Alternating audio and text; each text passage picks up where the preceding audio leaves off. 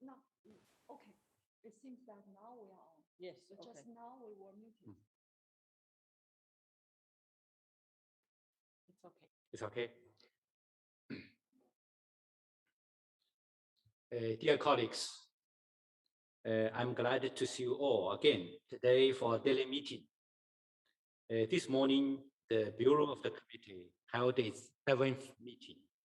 During this meeting, the Bureau reviewed the progress of work, and I record that although we had progressed quite well with a prolonged meeting yesterday, we didn't manage to conclude the examination of agenda item 7B. We will therefore start our session today with the review of 7B, 110 Western Caucasus. We will then review the outcomes of the drafting group established on draft decision 7B, 142, Bolobudu compounds. As for the outcomes of the drafting group established on draft decision 7B, 77 on the Ohrid region, we will review the text as soon as it's ready in the 2 languages, sometimes today or tomorrow morning. Once we have concluded these items, we will start with our normal timetable as follows. Opening of general item A. Item 8A on tentative lists. Then we will start item 8B on nominations to the World Heritage List. In this regard, you have all received by email the indicative calendar for the examination of nominations. It's also available on the World Heritage Center's website. I would also like to remind you all that the working group on the budget will take place today from 4:30 to 5:30 p.m. Paris time, using the same Zoom link as the plenary meetings. Thank you very much. Now, we resume our work on item 7B. As indicated yesterday, we will start with a report on Western Caucasus in the Russian Federation. Before we do that, I'd like to give the floor to the director of the World Heritage Center, Dr. Rosala, who has a clarification to make. Dr. Rosala, you have the floor. Thank you very much, Mr. Chair, and good morning, good afternoon to all of you. It's just a general reminder. Please note that in line with Rule 23.2 of the Rules of Procedure, committee members can only author amendment proposals, and that co-sponsoring is therefore not an option of the proceedings of this committee. I know you do that for other bodies, but it's not the case here for this committee. Committee members can co-author an amendment in cooperation with other submitting committee members, and all co-authors should then be copied in the exchanges with the rapporteur. Should a committee member wish to express its support to a submitted amendment, you are welcome to do so and to mention it during the plenary and during the adoption of the draft decision itself. In case a committee member wishes to add its name as a co-author before the discussion starts on a draft decision by email, please ensure not to resend the entire amendment to avoid any confusion. This is really important for our rapporteur to avoid any confusion. So if a committee member expresses support to a proposed amendment when the relevant draft decision is under discussion, this will be then indicated on the screen. Thank you so much. Thank you very much, Dr. Rosler, for this very important clarification for the smooth conduct of our work. And for the observers requesting for floor yesterday, I will give you 1 minute floor later, along with the item to be discussed. For first property to be discussed, I'd like to give the floor to the Delegation of Thailand, which requested the State of Conservation Report on Western Caucasus Russian Federation to be opened for discussion, to present to the committee the reason why it made such a request. Excellency, you have the floor. Thank you, Mr. Chairperson. Thailand would like to refer to the draft decision regarding the Russian property of Western Caucasus and proposes to make amendments to paragraph 5 to reflect the latest development on this particular site. The proposed amendment is based on the information provided by the state party that the 3 enclaves in the Lagonaki Plateau area will not be excluded from the boundaries of the heritage site. However, there are still some technical issues that require the state party to submit updated maps and coordinates to the World Heritage Center. Thailand therefore would like the committee to support the proposed amendment of paragraph 5, which appears in the amended text. Thank you, Mr. Chairman. Thank you very much. I'd like to invite Mr. Guy de Bonnet and IUCN to respond to the comment. You have the floor. Thank you, Mr. Chair. The World Heritage Center confirms that it received a letter from the State Party on 13th of July this month, that it is ready to correct the boundary clarification it has submitted, leaving the enclaves in the Lagonaki Plateau as part of the World Heritage property. It would therefore be necessary for the State Party to submit an updated boundary clarification for review by the World Heritage Center, taking into account the comments provided by the World Heritage Center on the originally submitted boundary clarification and comprising high-resolution maps that meet the technical requirements.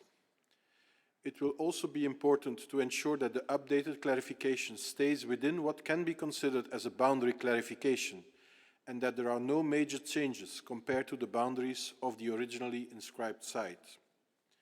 The World Heritage Center and IUCN further note that they remain concerned about the proposed construction of a mountain resort on the Lagonaki Plateau. The World Heritage Committee has repeatedly stated that the construction of a large-scale infrastructure within the property, including on the Lagonaki Plateau, would constitute a clear case for inscription of the property on the list of World Heritage in danger. The World Heritage Center so far has not received more information on this project. In this respect, we are also concerned about the reported creation of a biosphere polygon on the Lagonaki Plateau, which would also include the ecologically sensitive Ficht-Osten mountain massif. It is therefore important to clarify the current legal protection regime of the whole Lagonaki Plateau in order to ensure that all areas within the World Heritage property, as inscribed, benefit from the required level of legal protection. Mr. Chair, I can also mention that we had a number of constructive meetings with the State Party during the session to discuss these issues, and we believe that the reactive monitoring mission will further create opportunities to continue this dialogue. IUCN also has some comments on this report. Thank you. Thank you. IUCN, please, you have the floor. Thank you, Mr. Chair. To be very brief, I think the situation has been very clearly explained to the committee, both by the distinguished delegation of Thailand and the World Heritage Center. For IUCN, we would also like to very much welcome the decision to not proceed with the enclaves in the boundary clarification. And we think the reactive monitoring mission that is proposed in the decision could give one opportunity to ensure that the updated clarification stays within what is a boundary clarification and that no major changes are proposed to the original inscribed site. And we look forward to that opportunity and also thank the delegation of the Russian Federation for the opportunities of dialogue that have taken place at this committee. Thank you, Mr. Chair. Thank you. I'd like to know whether there are any comments. I see there are representatives asking for the floor. Dear committee members, today I'd like to once again kindly ask you to be very brief so that we could move quickly to consider the draft decision. I thank you for your understanding and the cooperation. Brazil, please, you have the floor. Thank you, Mr. Chairman. Good morning to all.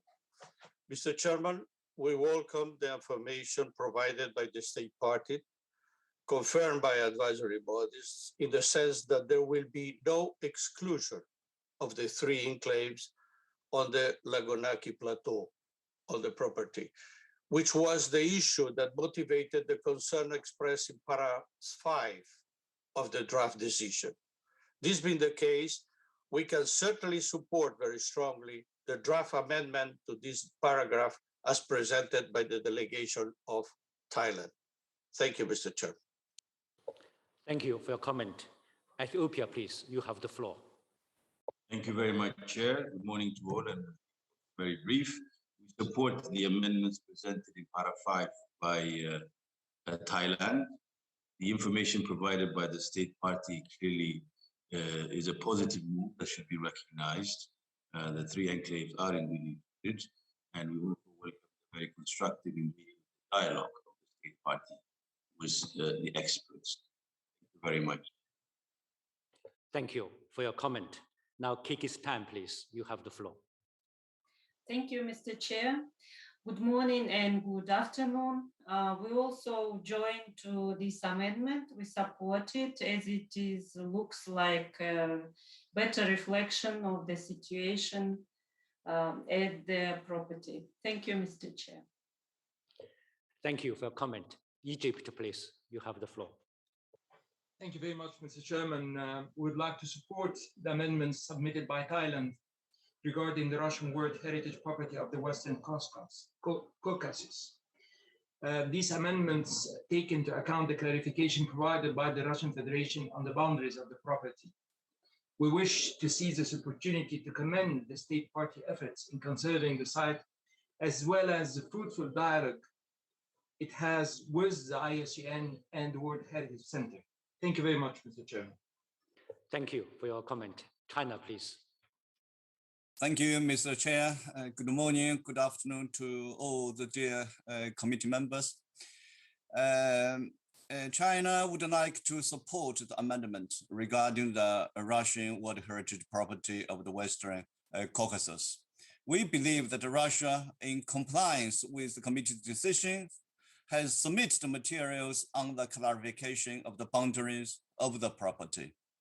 In doing so, we welcome Russia's information that it agrees with IUCN findings and is ready to keep the 3 enclaves as part of the property. We also welcome the readiness of the state party to continue a dialogue as constructive work with WHC and IUCN on the conservation of the unique natural areas. Thank you very much, Mr. Chair. Thank you for your comment. Oman, please, you have the floor. Thank you, Mr. Chair. In addition to what has been said, Oman also encouraged the state party to take into consideration all the concerns raised by the World Heritage Center and consultative body.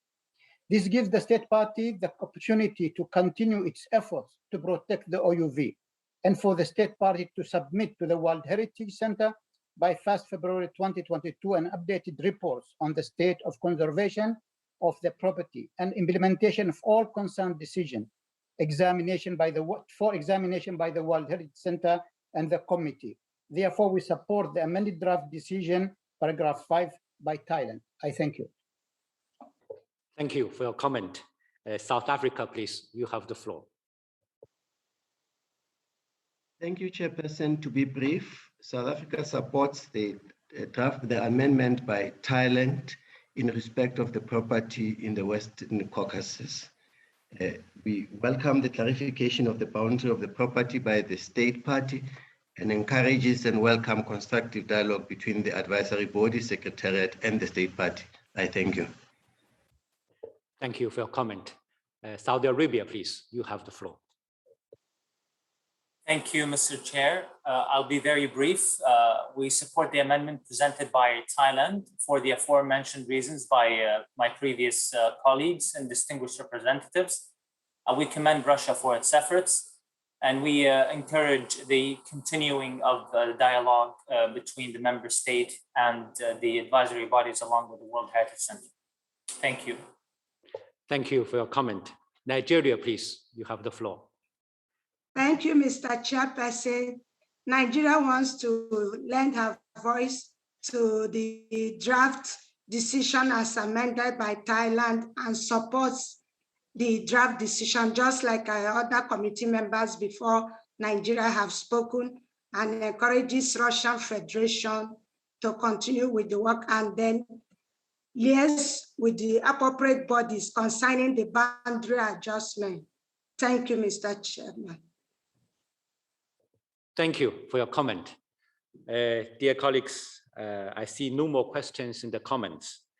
Now I invite you to adopt the draft decision 44-7B.110 concerning this property. But before doing so, I'd like to ask the rapporteur to present the amendments on the draft decision that she has received. Ms. Rapporteur, you have the floor. Thank you, Mr. Chair. As it was mentioned, we have an amendment submitted by Thailand. As also presented by the distinguished delegate from Thailand, the amendment concerns only para 5 of the draft decision. Can we come to para 5, please? Original para 5 yes, yeah. is proposed for deletion, and new para 5 reads, also welcomes the information provided to the World Heritage Center by the State Party during the present session of the World Heritage Committee, stating that there will be no exclusion of 3 enclaves on the Lagonaki Plateau area from the property, and requests the State Party to submit an updated boundary clarification taking into account the comments provided by the World Heritage Center and comprising high-resolution maps that meet the current technical requirements for review by the World Heritage Center. The rest of the decision text remains unchanged. Thank you, Mr. Chair. Thank you. So, dear committee members, as you have just heard from the Ms. Rapporteur, there were only minor modifications in the text. Hence, for the interest of time, can I propose it for adoption as a whole? Any comments? Okay, no objection. Approved. So if there are no more comments or objection, I therefore declare draft decision 44-7B.110 adopted as amended.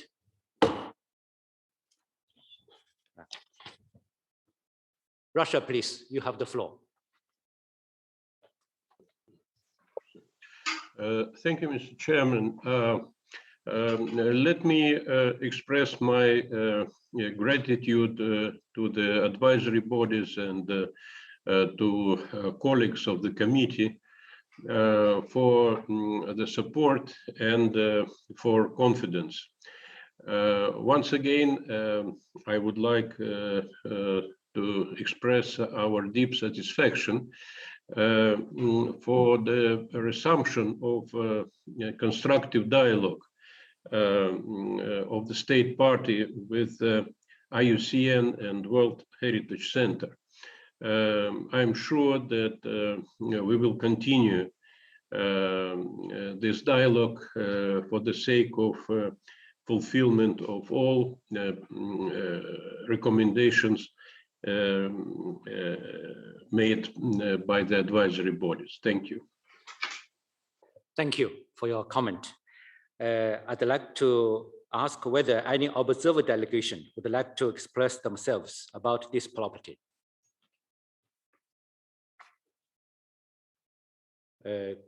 Greenpeace Russia, you have the floor. Thank you, Mr. Chairperson, for giving me the floor. I'm speaking on behalf of Greenpeace Russia and WWF Russia. The Western Caucasus World Heritage Property is of great concern to us for many years. In addition to what is stated in the decision, new threats are constantly emerging. There is active discussion on the large-scale infrastructure construction plans for the territories adjacent to the property, including those what were supposed to be developed during the Olympic construction. At that time, the World Heritage Committee asked to prevent construction in this area because it contributes to maintain the OUV of the property. Now these plans have been revived. Also, information appeared about government plans on construction of a highway crossing the territory of the property. We believe that the joint World Heritage Center IUCN reactive monitoring mission is absolutely necessary. This is the only way to evaluate the entire set of threats. We thank the distinguished World Heritage Committee for supporting the main items on the draft decision. Thank you. Thank you for your comment. I see no more requests. So let's proceed then. Dear colleagues, you will remember that during our work the day before yesterday, we established a drafting group on the decision for Borobudur temple compounds. I understand that an agreed text has been prepared by the members of the drafting group with the assistance of the Secretariat and ICOMOS, and that this text now is ready for us to look at in both languages. I therefore now invite you to adopt the draft decision 44-7B.142 concerning this property. But before doing so, I'd like to ask the rapporteur to take through the text. Ms. Rapporteur, you have the floor. Thank you, Mr. Chair. As you also mentioned, the drafting group reached to a consensus and finalized the text of the draft decision 44-7B.142. The agreed text is shown on the screen. It was distributed by email yesterday in both English and French languages. We haven't received any further amendments to it. If it is agreeable to you, Mr. Chair, and also to the members of the committee, due to the time constraints, I do not read the text, and you may wish to adopt it at once. Thank you, Mr. Chair. Okay, thank you. Are there any comments?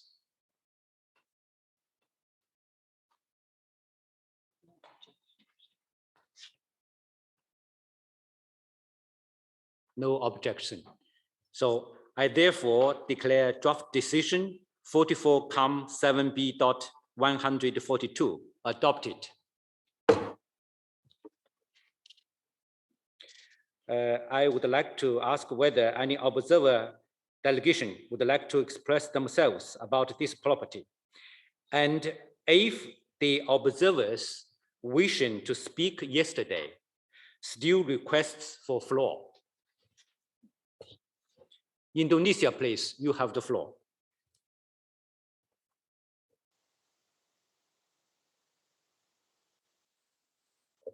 Indonesia, please, you have the floor.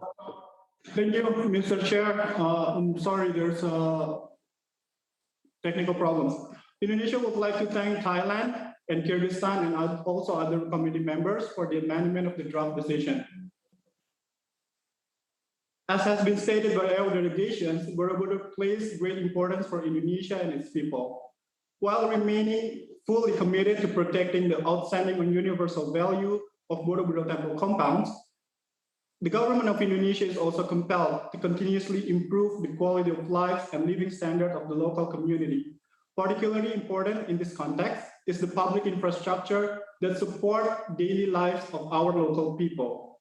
Undertaking infrastructure work such as building pedestrian sidewalk and upgrading roads for the local community in the villages surrounding the Borobudur compounds will help to drive the local economy during the pandemic.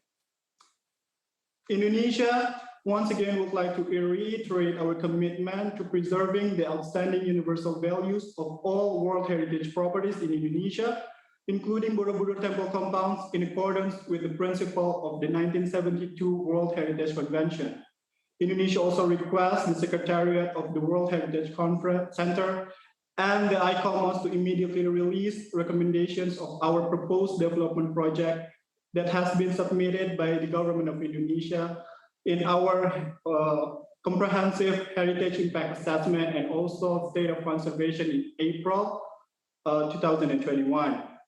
Although Indonesia committed to post major development project in the core zone, Indonesia could not prolong this postponement because the development project is greatly important for the local community.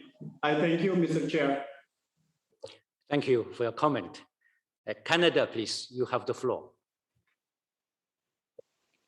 Merci, Monsieur le Président. Comme c'est la première fois que le Canada prend la parole, j'aimerais saisir cette occasion pour remercier la Chine d'avoir accueilli cette réunion et le comité pour son adoption de décision sur l'état de conservation de deux sites canadiens du patrimoine mondial. Mes commentaires concernent le parc national Wood Buffalo.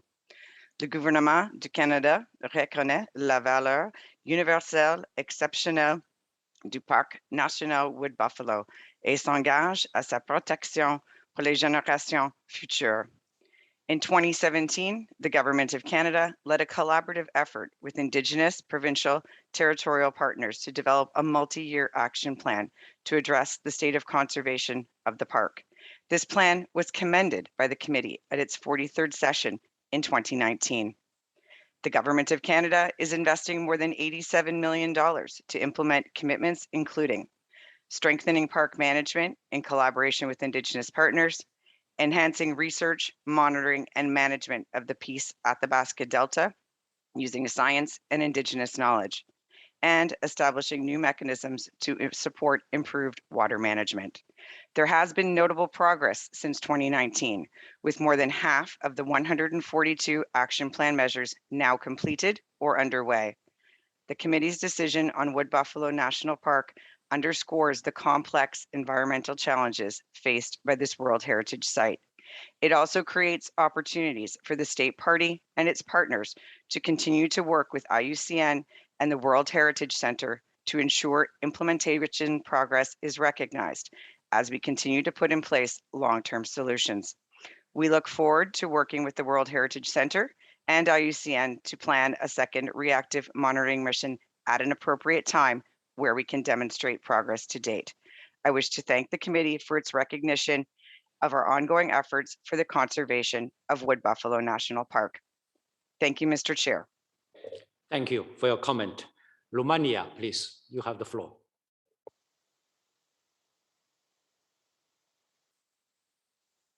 Chair, sorry, I think it was a mistake, not for this point. I would like to have 47B.99. Sorry. Okay. Now it's okay?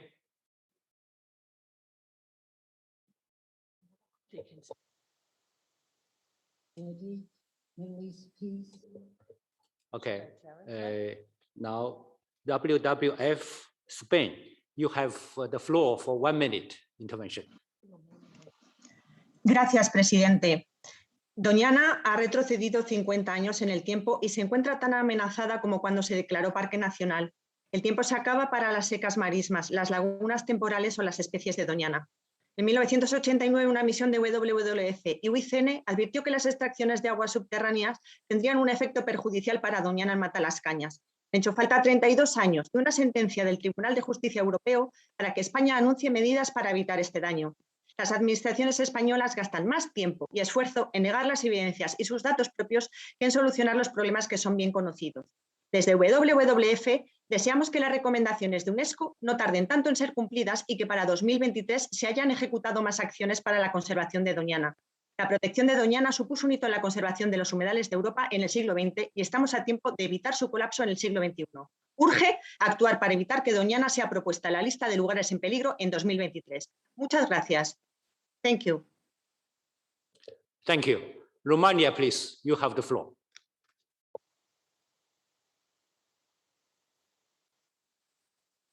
Mr. Chairperson, Madam Executive Director, Your Excellencies, ladies and gentlemen, please allow me to express our sincere appreciation and congratulate UNESCO and People's Republic of China for organizing the extended 44th session of the World Heritage Committee. In 2017, we joined the serial transnational ancient and primeval beech forest of the Carpathian and other regions of Europe. And in 2019, we had a joint reactive mission of UNESCO and IUCN, where the Romanian authorities have provided all the necessary support based on the principle of transparency and objectivity. Despite this, the content of the report didn't reflect entirely the reality. Regarding the item 7B.99 of the agenda, I would like to raise the attention to the following pending issues. the need to find an adequate balance between environmental protection and the respect of the right of local communities in line with the principles of sustainable development. The Romanian authorities disagree with any limitation of the rights of the local communities to have an adequate standard of living, which also includes the protection against the effect of natural disasters, safe public access of roads, and drinking water. The need for a differentiated and gradual approach to the buffer zone management, especially that in the case of the Romanian cluster Domogles-Valea Cernei, where the buffer zone has the largest area within the serial transnational, more than 50,000 hectares. Thus, the only feasible alternative to reach the recommendation of the report is to reanalyze in some specific cases the boundaries in order to reshape them to fulfill the preservation of the UV. We express our belief to find a common understanding for reaching a harmonized approach in order to match the technical requirements with the best available solutions. Thank you, Mr. Chair, for giving us the opportunity to talk on the point 7B.99. Thank you for your comment. Your comment will be taken note, has been taken note. Now, World Heritage Watch, you have the floor for 1 minute intervention. Thank you, Chair. I speak to 7B.199 Canaima National Park, Venezuela.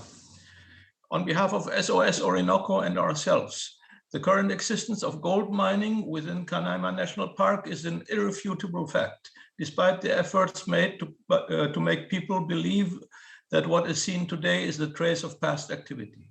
It is an ongoing activity that has been increasing since 2016, verifiable by simply analyzing satellite images available for free. This illegal mining activity significantly affects the outstanding universal value of the property. The reactive monitoring mission should pay particular attention to the non-existent management and performance of the park administrator and custodian, the National Parks Institute, which does not have a structure nor budget in place that would allow it to effectively guard an area the size of Belgium or Albania. SOS Orinoco would be happy to provide additional evidence to the reactive monitoring mission. Thank you, Mr. Chair. Thank you for your comment. Venezuela, please, you have the floor. Muchas gracias, señor presidente. Lamentamos que World Heritage Watch se haya decidido a trabajar en acompañamiento de SOS Orinoco, que es demostrado ser una ONG que responde solamente a intereses políticos.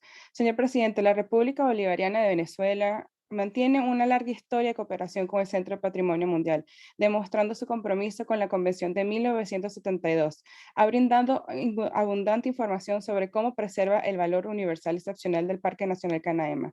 Realiza una gestión ecosocialista compatible con los principios de desarrollo sostenible.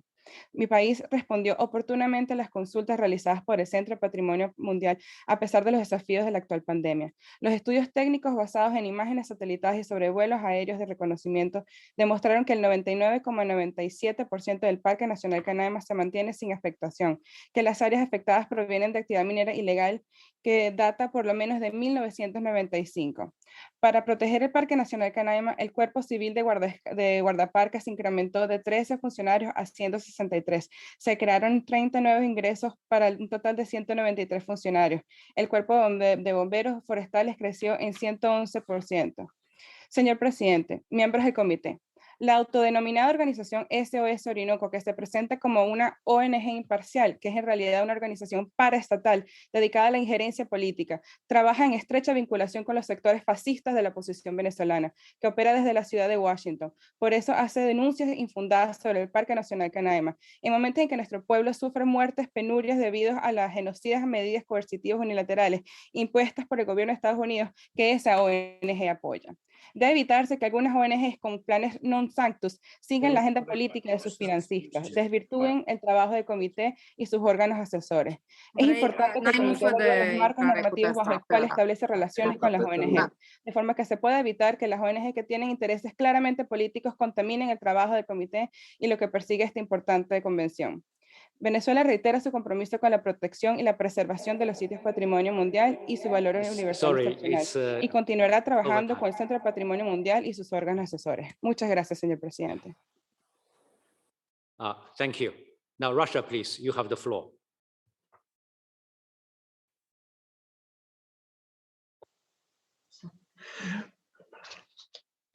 Thank you, Mr. Chair. I would like to support the statement made by the distinguished representatives of Venezuela. I fully agree that the critics and accusations made by Orinoco non-governmental organization has a political motivation, and these critics have no scientific or technically verified basis. Again, we believe that politically engaged non-governmental organizations whose objective is not the world heritage by the attacks against legitimate governments whom someone doesn't like, should not be considered by this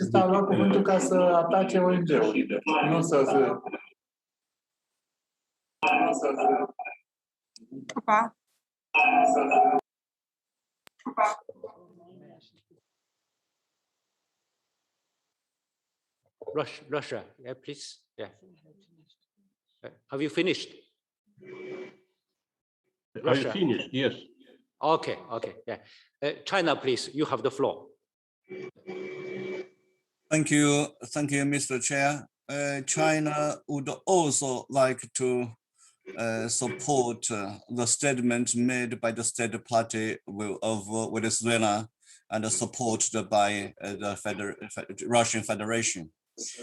China agrees with the conservation measures taken by the State Party to preserve the property. Their efforts need to be commended. The NGOs, all NGOs need to be really impartial. We cannot accept that the politicalization of the debate. Thank you very much. Thank you for the comments of the previous speakers and the concerns, your comments and the concerns expressed, they are well noted. So Ethiopia, please, you have the floor. Thank you, Chair. We also commend the efforts being undertaken by the State Party to preserve the property. As in all other cases, we don't think politics should have anything to do with heritage preservation, protection. It should be the objective of all of us to preserve heritage, and therefore politicization should be avoided at the very least at this forum. Thank you, Chair. Thank you for your comment. Ethiopia, please. Oh no, Egypt, please. Thank you very much, Mr. Chairman. I would like also to support the statement made by Venezuela on this particular point. And we think that the measures taken by the State Party to preserve the property should be commended. And we also believe that we don't have to politicize the work of our committee. Thank you very much, Mr. Chairman. Thank you for your comment. Brazil, please. Thank you, Mr. Chairman. Mr. Chairman, Brazil commends the efforts made by Venezuela in the preservation of this important area, which is neighboring our country. And we believe that the dialogue established between the State Party and the advisory bodies is fluid and is moving, and we respect that. And we are against any politicization of these issues in this committee. Thank you, Mr. Chair.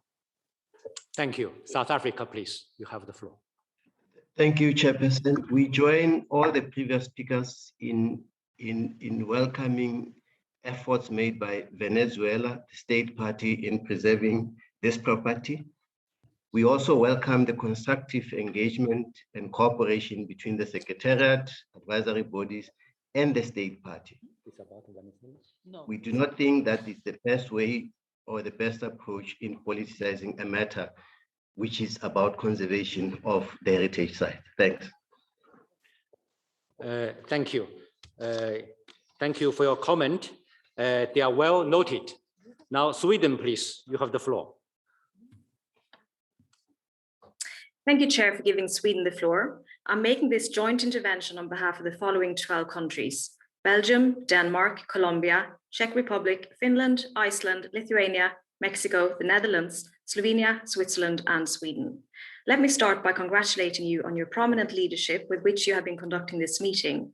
We are grateful to the People's Republic of China for hosting this meeting. Thanks are also due to the distinguished members of the committee, as well as the Secretariat and the advisory bodies for their valuable scientific expertise, which constitutes a fundamental part of the World Heritage System. We would like to share some of our observations made during the discussions concerning item 7b. We hope that this will be considered in the deliberations ahead, not least concerning nominations and the nomination reform. Firstly, the international community has agreed that conservation of world heritage is of utmost importance for sustainable development, confirmed in policy documents adopted and in the 2030 Agenda. We need to advance our understanding of what it means to treat heritage as a finite resource in the context of sustainable development. Secondly, we have observed a worrying trend of hesitancy in using mechanisms available under the Convention, such as danger listing and sending reactive monitoring missions at an early stage, often against the advice of the advisory bodies.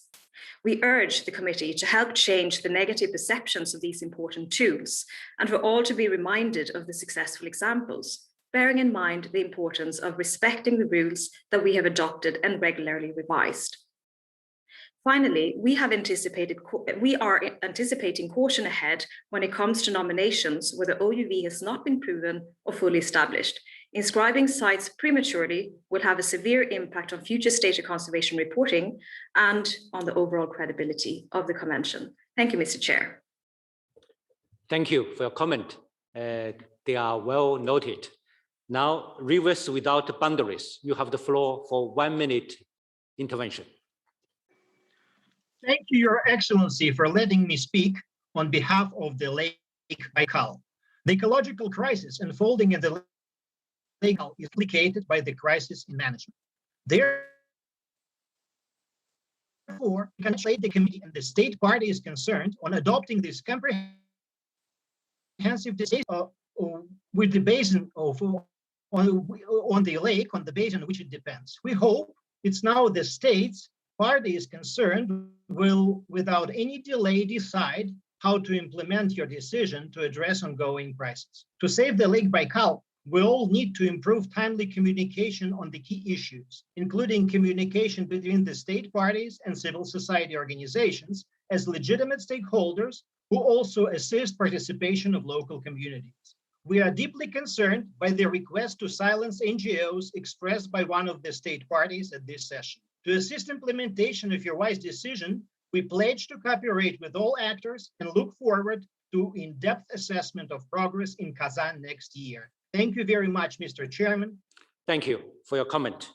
I see no more comment. So, dear colleagues, now we will start with our agenda item 8, devoted to the nomination process and to the drafted decision 44-8. I invite Mr. Balsamo, head of the nomination unit of the World Heritage Center, to briefly present document 8. Mr. Balsamo, you have the floor. Thank you, Chair. At its 42nd session, in its decision 42-8, the committee decided to establish a new general item 8 to allow discussion on different aspects inherent to the nomination process. This year, document WHC/21/44.com/8 is divided into 7 parts and has 2 information documents associated to it, plus another document available through a web link. But for time constraints in my presentation, I will not present all of this. In terms of the reflection on the reform of the nomination process, last Saturday you have heard the presentation of the chairperson of the ad hoc working group, which took the lead in further elaborating on the proposed concrete changes prepared by the small drafting group convened to undertake this task. We don't need to add on the substance of that presentation and highlight the consensual character of the ad hoc working group's outcome. As you know, the related items 11 and 12 are being opened at the same time. And while the reform, and particularly the introduction of the preliminary assessment in the nomination process, are discussed in the context of the consultative body created to deal with the budget. Concerning the reflection on sites associated with memories of recent conflicts and other negative and divisive memories, the document includes as Annex 1 the report of the expert meeting that was held in Paris from 4 to 6 December 2019, organized by the UNESCO World Heritage Center thanks to the financial support of the governments of Australia, France, Kuwait, Republic of Korea, as well as in-kind support from the African World Heritage Fund. The meeting brought together 29 experts from different constituencies and backgrounds from all regions of the world. And Annex 2 is an independent study on sites associated with recent conflicts and other negative and divisive memories, which was prepared at the request of the World Heritage Center with the financial support of the Republic of Korea. For the third component of the reflection, encouraged by the World Heritage Committee to further deepen its analysis and broaden the participation of experts in this new reflection, ICOMOS prepared a second discussion paper on sites associated with memories of recent conflicts and the World Heritage Convention. The outcome of the reflection process undertaken so far is unanimous in considering that sites associated with recent conflicts and other negative and divisive memories do not relate to the purpose and scope of the World Heritage Convention and its operational guidelines. On 18 January 2021, the Secretariat organized an online information meeting to present the outcomes of the three components of the reflection. And ahead of this, in November 2020, a special web page was created on the Center website to gather the documents relating to the reflection. 236 participants registered for the online meeting, and 153 from 81 different state parties actively participated. The main concern raised at that meeting was that state parties were not included in the reflection process. And in this sense, given the broad spectrum of interests covered by this topic, it was suggested maybe that the reflection could be undertaken by the General Assembly of State Parties. I will just terminate this brief presentation by mentioning that Document 8 also includes an independent analysis of the global strategy, which is available as an online document. This analysis was prepared in light of Decision 43-8 of the World Heritage Committee and Resolution 22/GA9 of the General Assembly, recommended that consideration be given to using the opportunity of the 50th anniversary of the World Heritage Convention in 2022 to undertake a reflection on the global strategy. The findings could serve as a basis for further reflection on these very important topics. Thank you, Chair. Thank you, Mr. Bassomo, for your presentation. I'd like to inform you that this item will remain open to take into account the debates and or comments held under agenda items 8A, 8B, 8C, 8D, and 8E. As you will remember, by Decision 15, X.com.3, the committee decided that the agenda items 8A, 8C, 8D, and 8E would be adopted without debate.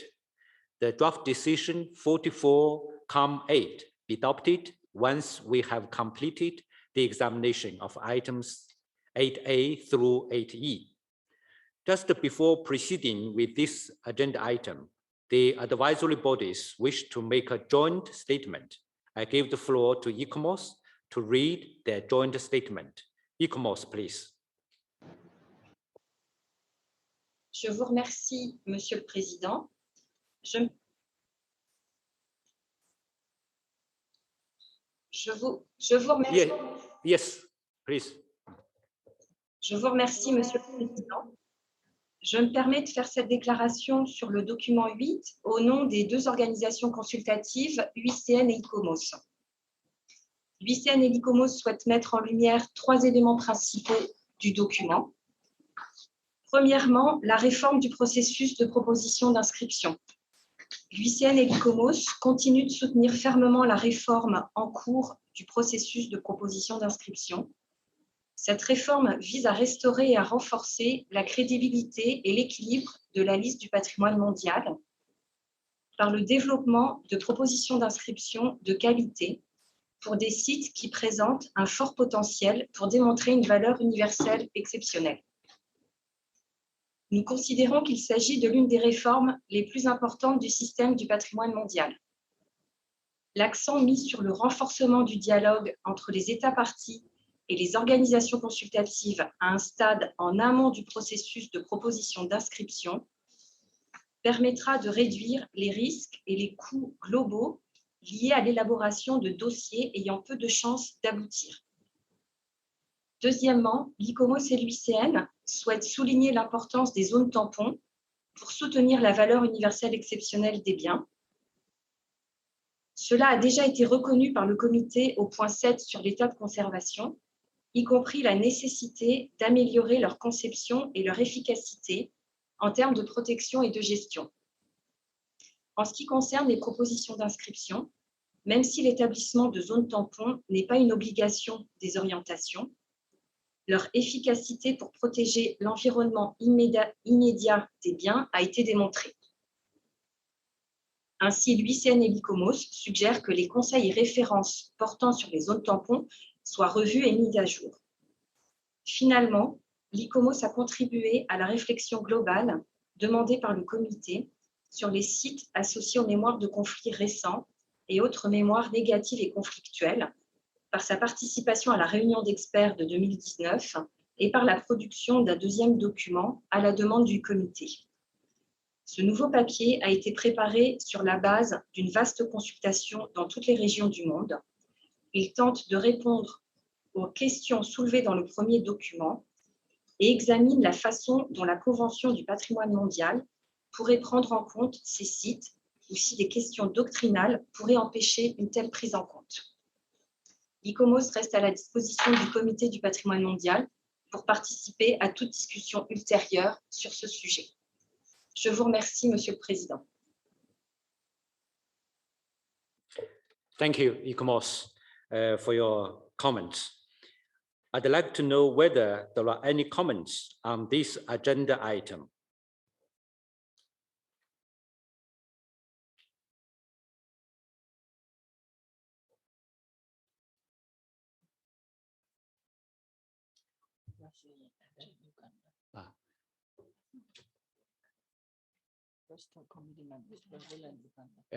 Brazil, please, you have the floor. Thank you, Mr. Chairman. I have seen that Uganda requested the floor. I will request your Uganda to speak first. Thank you. Okay, Uganda, you have the floor first. Thank you, Chair. The delegation of Uganda submitted amendments to the draft decision on sites associated with memories of recent conflicts, as outlined in document WHC/21/44.com/8. The item relates to 3 decisions of the World Heritage Committee during its 42nd session, namely Decision 42.5A, Decision 42.8, Decision 42.8B.24. We took note of an expert meeting on sites associated with recent conflicts and other negative and divisive memories organized by the World Heritage Center in Paris, France, from the 4th to 6th December 2019. Thanks to the commitment by the Minister of Culture of the Republic of South Africa at the 42nd session with view to contributing to the global reflection on World Heritage nominations related to such sites of recent conflicts on the African continent, a meeting of African experts and an interministerial meeting were hosted by South Africa from 6th to 9th April 2021. Chair, the said meeting reviewed the report and the recommendations of the experts meeting on the matter held in Paris between the 4th and 6th of December 2019, the ICOMOS paper on the said sites, the World Heritage Convention, and the study by Beasley and Cameron of 2020. The meeting differed from the experts' conclusion, agreeing that the sites associated with memories of recent conflicts have instead great potential related to the purpose, spirit, and scope of the World Heritage Convention and its operational guidelines.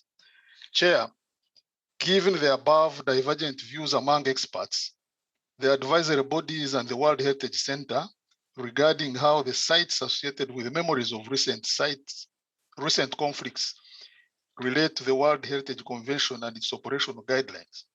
Uganda proposes an amendment to the draft decision to broaden the scope of the reflections to accommodate other views not currently reflected in the existing report. The amendment requests that the outcomes of the broadened reflections be documented by the Secretariat for attention of the 45th session of the World Heritage Committee. I thank you, Chair. Thank you for your comment. Now, Brazil, please, you have the floor. Thank you, Mr. Chairman. I would firstly like to thank the Secretariat for the detailed and well-prepared expert studies that have been presented to this committee on the issue of memory sites. This study poses important questions for reflection, such as how to establish the universal value of a site when it is object of different, sometimes conflicting perceptions. It also raises concern that should not be taken lightly about the risk of divisiveness and politicization that may result from the nomination of memory sites to the World Heritage List. However, we would not share the conclusion that these sites do not relate to the purposes and scope of the 1972 Convention, nor will we agree that they contradict the broader purpose of UNESCO to build the foundation of peace. And the inclusion of 18 such sites on the list can only support this view. In fact, one of these sites, the Valongo Wharf archaeological site, has been inscribed by Brazil on the World Heritage List as a site of conscience to help confront painful memories in order to seek peace and reconciliation with the past. We will thus not uphold the exclusion of the whole category of memory sites from the nomination process. In this sense, we welcome the contributions to this debate that have been made by our friends from Africa Group and support their view that we need to broaden the scope of reflection on this issue to accommodate perceptions that are not currently reflected in the existing reports. For this reason, and taking into consideration the necessity of thorough examination of this topic by the state parties to the convention before final decision can adopt it, we present an amendment that complements the amendment from Uganda, which we endorse strongly, proposing the creation of an open-ended working group to discuss the question and present its conclusion to the 45th session of the committee. Although presented by Brazil, we would like to stress that this proposal also reflects views expressed by different state parties to the convention, including members of this committee, as well as observer countries. Thank you, Mr. Chairman. Thank you for your comment. Australia, please, you have the floor. Thank you, Chair. Australia would like to begin by acknowledging the significant number of nominations in this session and commend the states, parties, advisory bodies and the Centre for progressing these during what has been a very challenging time with the global pandemic. Looking ahead to the 50th anniversary of the Convention next year, we recognise the need to progress the aims of the global strategy for a representative, balanced and credible World Heritage List. We still have a long way to go to address the underrepresentation of many states parties on the World Heritage List. In this regard, we recognise the professional standards of the advisory bodies and their detailed and informed evaluations and the importance of their role in this technically based convention, including initiatives such as the recognition of mixed properties and cultural landscapes and the good work they are doing in building capacity in small island development states. We would also recognise here the need to increase the active participation of Indigenous peoples and local communities in the nomination process and in having their values recognised on the World Heritage List. For these reasons, Australia has championed the introduction of the preliminary assessment. We, like other committee members and states parties who contributed to this reform, see the enormous benefit it will have both in contributing to the aims and objectives of the global strategy and to the successful outcomes for states parties in the nomination process. We acknowledge that the preliminary assessment will have a cost. However, in the medium to long term, this reform will result in a reduction of budgetary pressures by reducing the overall cost of nominations and future state of conservation reporting. We see it as an investment in the future of the system. In relation to the issue of the utmost importance to the future of the convention is the question of whether and how sites associated with memories of recent conflict relate to the purpose and scope of the convention. This decision is before us at this session to decide on how best to progress the dialogue. We thank Uganda for their amendment and in particular their suggestion or proposal for further regional-based dialogue on this matter. And if needed, we would be pleased to be part of a drafting group to resolve the text of this decision. Australia is also working with other states parties on an amendment to this decision. Thank you. Thank you for your comment. Norway, please, you have the floor. Thank you, Mr. Chair. We have some technical problems, but hopefully you can hear me. Distinguished members of the committee, dear colleagues and stakeholders of the World Heritage Convention, our aim for this session is, as it was in Baku and in Manama, to do our best for the integrity of the convention and accomplish what is expected from us as committee members. We should never compromise the OUV and the high scientific standards, and we should not bend the potential of the scientifically based mechanisms of referral and deferral. Norway has noted that several countries have withdrawn their nominations, and we compliment this decision. These countries are Ethiopia, the Dominican Republic, Greece, Latvia, Slovenia, and Spain. Secondly, we are all aware of the World Heritage List being unbalanced.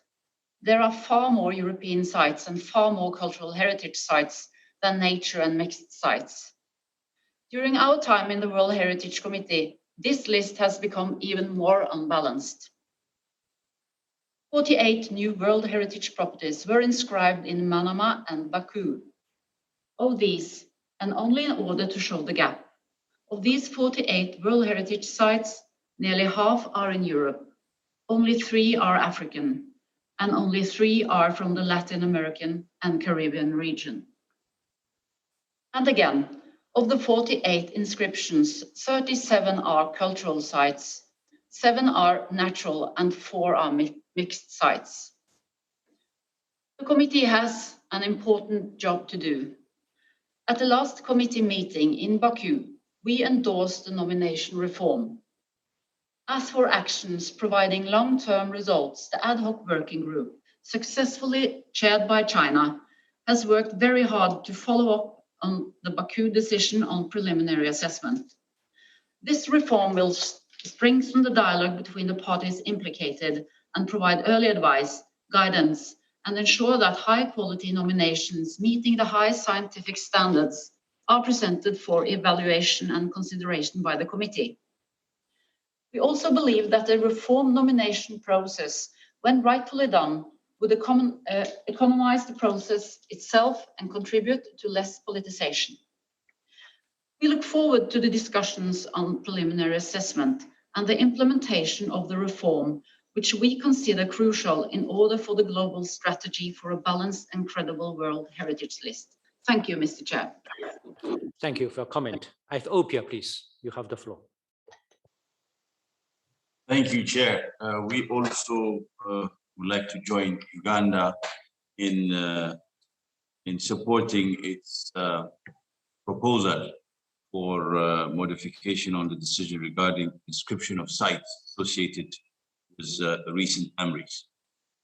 Mr. Chair, all proposals we believe should be analyzed on a case-to-case basis based on the merits and the potential outstanding universal value with no summary judgment. As a matter of principle, no candidate should be a priori excluded from review by competent bodies, and no organ is entitled to declare the content of a memorial as divisive by nature before any analysis. Declaring all sites related to recent conflicts are by nature associated with negative memories, and therefore rejecting candidacies before any specific review falls short, we believe, of UNESCO's standards of objectivity and transparency in decision-making. The role of consulted experts is to guide informed consideration by the World Heritage Committee. Raising possible risks associated with any proposal should guide, neither block nor frustrate action by the committee. The World Heritage Committee must uphold the highest standards of fairness and equity and avoid any bias or double standards. Rules and exceptions should be applied equally to all proposals. The current scenario of admission by exception is in contradiction with UNESCO's basic standards of transparency and equity. We align ourselves with the African World Heritage Fund recommendations, by which African ministers recommended that the World Heritage Committee should give a fair and equal opportunity to sites associated with memories of recent conflicts for inscription as World Heritage, as these sites support the purpose and scope of the World Heritage Convention and its operational guidelines. By doing so, the World Heritage Committee and state parties avoid preempting their current and future potential in demonstrating credible, outstanding universal value, authenticity, and integrity, as well as protection and management system. Such sites have a facilitating role in achieving the above shared principles and values. It is with these principles in mind that we fully support the proposal put forward by Uganda. Thank you very much. Thank you for your comment. South Africa, please. Chairperson, the government of South Africa takes this opportunity to thank both the People's Republic of China and the World Heritage Committee for organizing such a successful committee meeting under such unprecedented circumstances. In 2018, during the 42nd session of the World Heritage Committee in Manama, Bahrain, I made a commitment that the government of South Africa will host an expert meeting on the relationship of sites of memories of recent conflicts to the World Heritage Convention and its operational guidelines in order to contribute to reflections on this subject. This commitment was informed by the 42nd session's resolution calling for a detailed philosophical and practical reflection process on whether and how sites associated with memories of recent conflict relate to the purpose and scope of World Heritage Convention and its operational guidelines. This commitment was also informed by the divergent views on this matter within the World Heritage community. The Republic of South Africa and African World Heritage Fund, therefore, hosted a virtual African experts meeting and interministerial meeting on sites of memory of recent conflict and World Heritage Convention on the 6th to the 9th of April 2021. Chairperson, these African experts and then interministerial meetings concluded that the sites associated with memories of recent conflict in essence do relate to the purpose and scope of World Heritage Convention and its operational guidelines. This is so, as some of these sites have forged our common destiny as nations, continents, and the globe. They promote a shared purpose and scope for the World Heritage Convention and its operational guidelines and support the Constitution and purpose of UNESCO. One of the philosophical foundations of South Africa's new democracy and the new nation that we are building is reconciliation, a value and principle which underpins the shared purpose and scope of the World Heritage Convention and its operational guidelines and support the constitution and purpose of UNESCO, and therefore our frame of intervention on sites of memory of recent conflict has to be underpinned by that foundation. The conceptual framework on sites associated with memories of recent conflict that guided both the experts meeting in Paris in December 2019 and the subsequent study as in quotes other negative and divisive memories can therefore not be correct.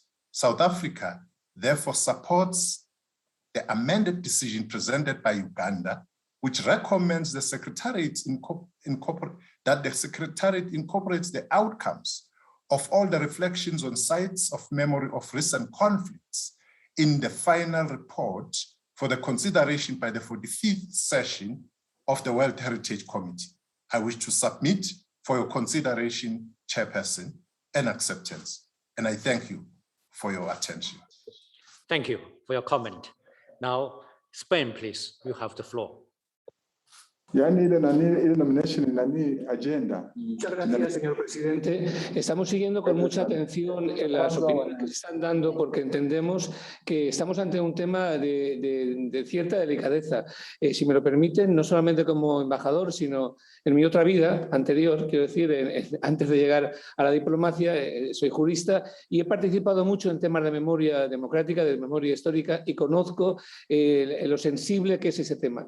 Es verdad que he tenido ocasión de compartir con buena parte de embajadores de África, especialmente una profunda conversación con el embajador de Ruanda, a quien saludo, y comprendo perfectamente lo que están planteando. El problema no es reconocer el planteamiento que se hace desde África. Yo creo que hemos de ser sinceros y plantear nosotros mismos que es la repercusión que en el resto del mundo tiene y por eso hemos de atinar muy bien. Tenemos una ocasión este año que es que la conferencia general va a ser antes de la 45 sesión de Kazán, de este Comité de Patrimonio, y por tanto eso nos permitiría, si fuéramos capaces de tener un grupo de reflexión o de trabajo que llegara a algunas conclusiones, que determinara con claridad cómo vamos a abordar este tema en la convención, ir a esa 45 sesión con el respaldo mayoritario de lo acordado en la conferencia. Porque efectivamente es necesario tener en cuenta la memoria para construir la paz y la convivencia al que se refería el distinguido delegado de Sudáfrica. La sociedad, las naciones, el mundo no pueden vivir sin memoria. Eso no es verdad. Hemos de construir nuestro presente y nuestro futuro no ignorando la memoria, pero hemos de hacerlo con la delicadeza suficiente para que ese recuerdo suponga mejorar nuestra convivencia y no empeorarla. Y el reconocimiento de ese valor universal de cada uno de las propuestas que se puedan hacer necesita un respaldo mayoritario que quizá nos pueda prestar la Asamblea, la Conferencia General. De verdad estamos de acuerdo y comprendemos la reivindicación que desde África viene, pero quizá otros lugares no lo tengan tan claro y para evitar conflictos que puedan perjudicar lo acordado para África sería mejor que nos tomáramos un pequeño tiempo de reflexión, que aprovechemos la conferencia y vayamos con una propuesta más o menos avalada a esa 45 sesión de Kazán. Contarán con nuestra ayuda. La propuesta que hacía Australia nos parecía que iba en ese sentido. Algo sobre la conferencia ha dicho el embajador de Brasil, lo que queremos es sumarnos al consenso para que al final la memoria pueda ser recogida, pero sin dudas y sin involuciones posteriores en modificaciones de normas, sino con el respaldo de toda la convención. Muchas gracias. Thank you for your comment. Nigeria, please, you have the floor.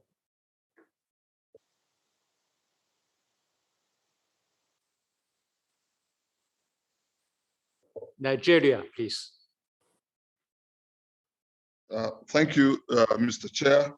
The Federal Republic of Nigeria would like to join fellow member states in proposing the amendment of this decision, and while acknowledging and appreciating the great effort from the Secretariat to undertake the reflections on this subject. It is also noted with great concern that the diversity of views amongst experts is not reflected in the final report of the Paris meeting.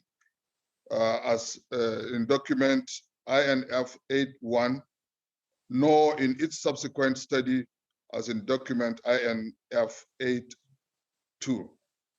Mr. Chair, the conclusion that sites associated with memories of recent conflict do not relate to the purpose and scope of the convention only reflects the position of one group of experts, the majority in the Paris meeting, but not necessarily the views of all experts engaged in the reflection. For instance, the list of participants of the Paris experts meeting reveals a concerning disproportion of regional representation, and this has contributed greatly to the exclusion of divergent views in the conclusions put forward in the report. Mr. Chair, consequently, it is therefore considered that the conclusion in the draft decision does not reflect all the specificities and diversity of views of experts from different regions. Hence, Nigeria supports the amendment of this decision to include reflections on the subject matter by other groups. Thank you, Mr. Chair. Thank you for your comment. Thailand, please. Thank you. The Thai delegation would like to share a few points. We believe that the 50th anniversary of the convention in 2022 will serve as an opportunity to undertake a reflection on the global strategy. The deliberations on the impact of the global strategy should focus on addressing the remaining and significant challenges in order to encourage and subsequently lead to a representative and more regionally balanced and credible list of World Heritage sites. In order to achieve a balanced list of World Heritage sites, Thailand wishes to emphasize the importance of capacity building and enhanced knowledge exchange. The closer dialogue between the World Heritage Center and the advisory bodies and state parties is therefore crucial. Second, Thailand supports a two-phase nomination process, which includes a preliminary assessment as the first phase of nomination process. The PA process would enhance dialogue between state parties, the World Heritage Center, and the advisory bodies at an early stage of the nomination process. Strengthening capacity building to improve quality of nomination should be a key focus. Thirdly, with regard to the nomination of sites associated with recent conflicts and other negative and divisive memories, Thailand is of the view that it should be in line with the purpose of UNESCO, which is to foster world peace, education, and reconciliation among peoples and nations. Therefore, an approach to nomination must be sensitive, inclusive, and including dialogue towards reconciliation and harmony among all state parties and stakeholders concerned. We would welcome Brazil's proposal for an open-ended working group. Lastly, regarding the deliberations on the concept of buffer zones, while recognizing that the establishment of buffer zones is relevant and will enhance the effective conservation of the OUV of the World Heritage property, guidance and common understanding of what constitute an effective buffer zones should be developed, and it should not be mandatory for the purposes of the nomination or the consideration of the state of conservation report. Thank you, Mr. Chairperson.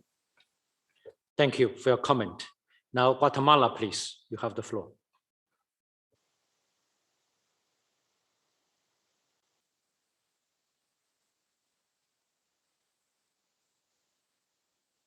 Guatemala, please, you have the floor.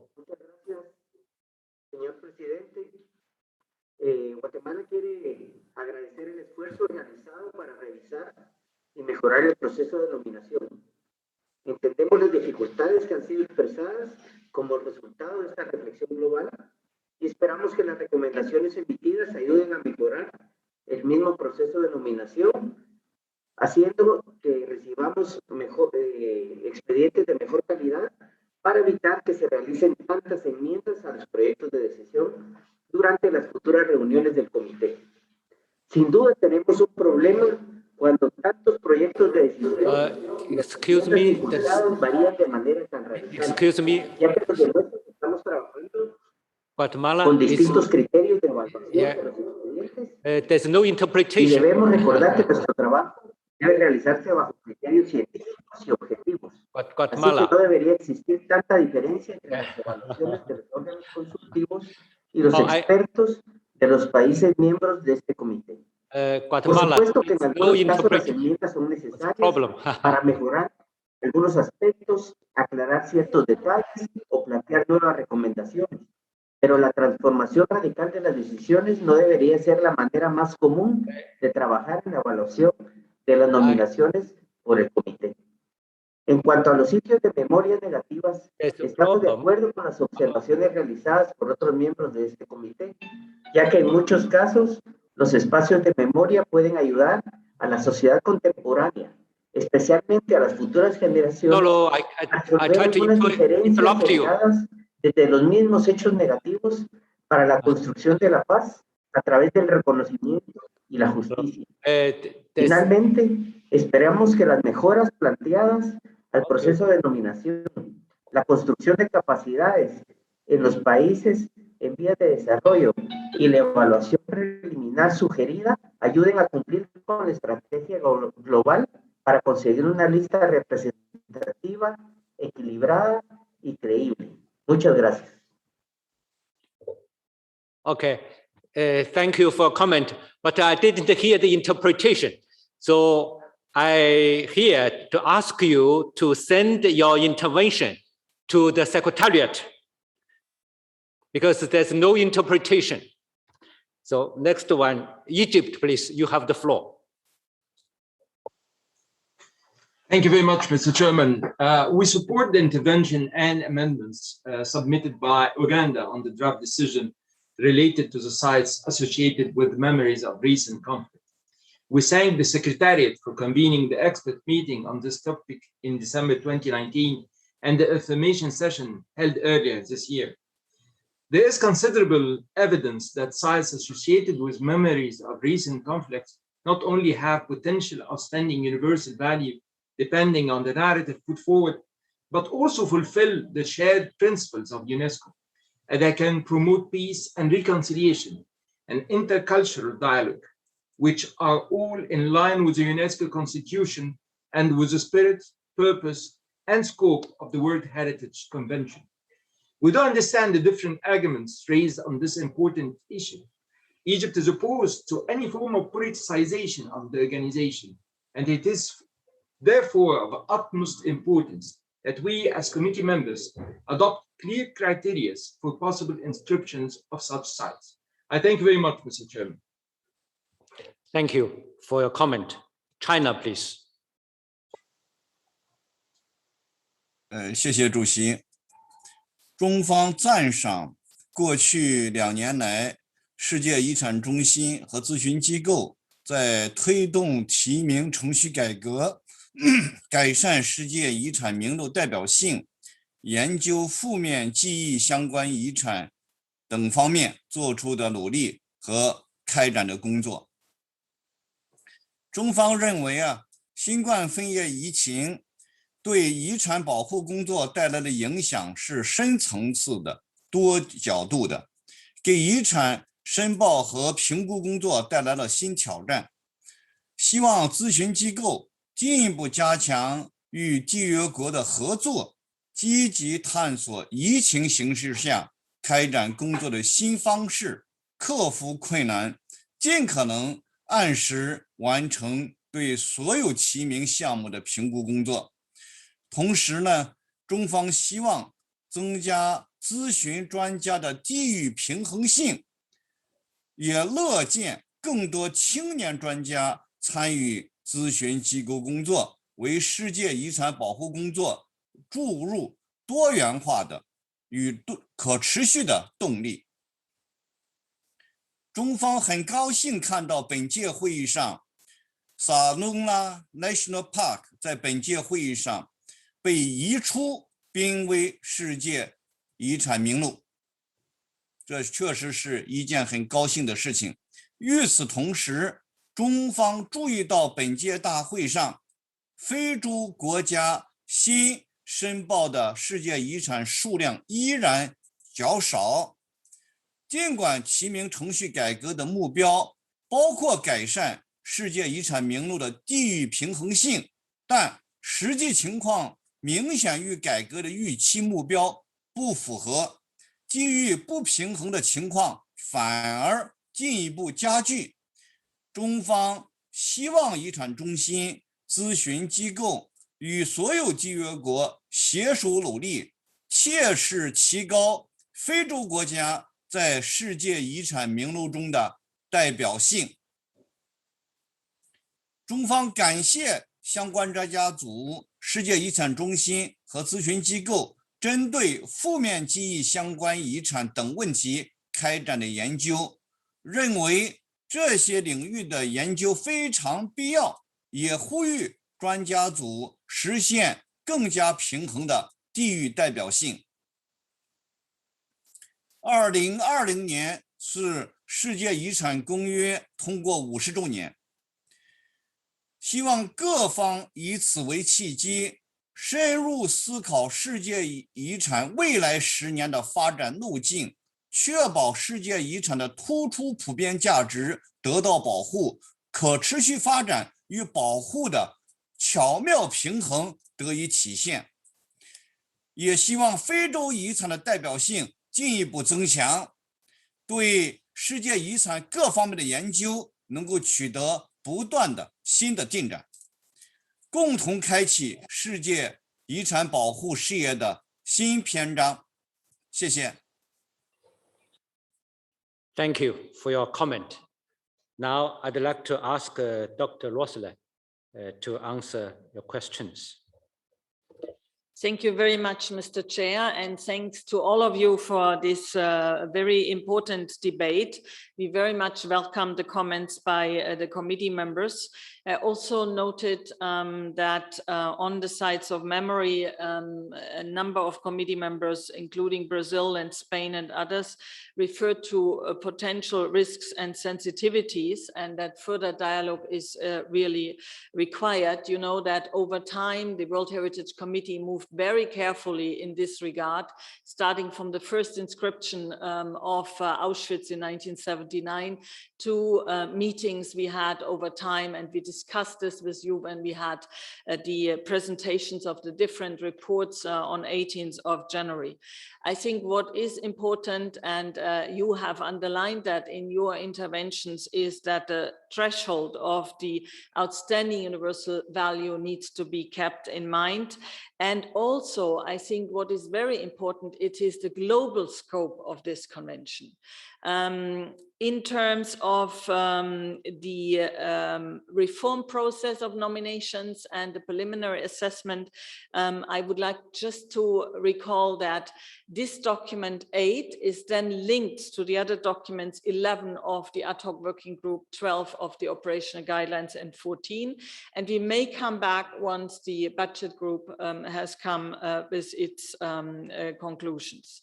Now, I would also, because I would like to be very brief, I could say many things, Mr. Chair, but I would like to be very brief. It is the matter of the global strategy, which was mentioned by a number of you.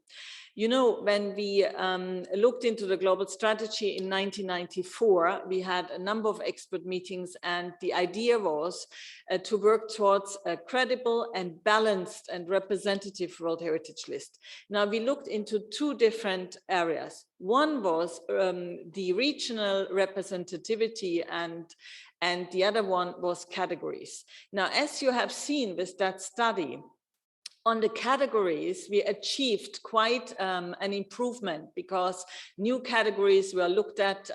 We have now more modern heritage, industrial heritage, including from Africa, with the inscription from Burkina recently, and we have cultural landscapes in different regions of the world. But it didn't address as much as we had hoped at the time in 1994, the regional imbalances for many, many reasons. Europe and North America still has around 50%. It's now a little bit lower, 49%, etc. But the imbalance persists. So it's absolutely crucial that we further discuss this point, and I would like to leave it at that. Maybe Mr. Balsamo would like to add on the points raised, I think by Nigeria, etc., on the expert meeting we held in 2019 and the balance of the representation at this expert meeting. Thank you. Now I give the floor to Mr. Balsamo.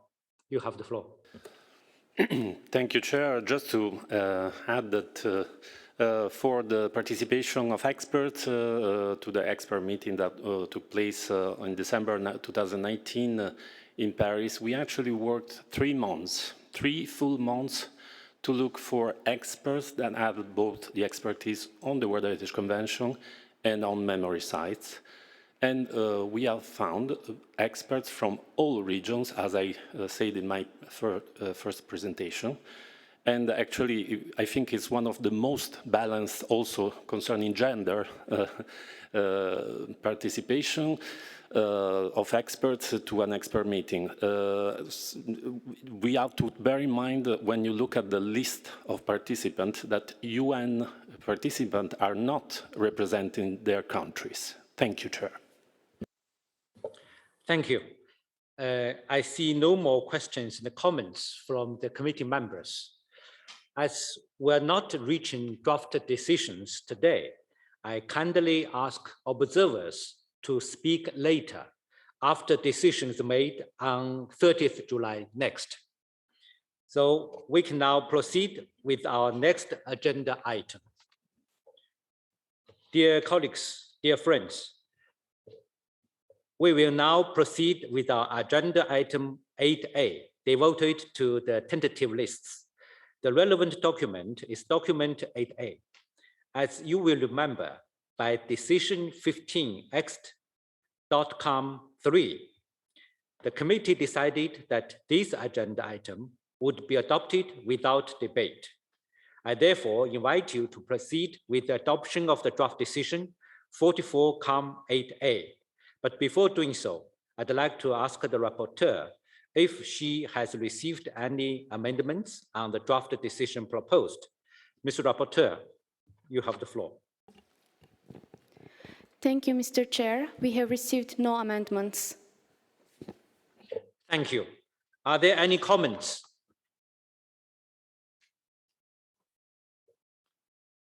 I see none.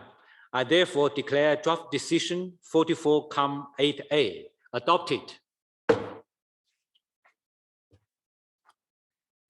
Ladies and gentlemen, it's now time for us to consider nominations of properties to the World Heritage List.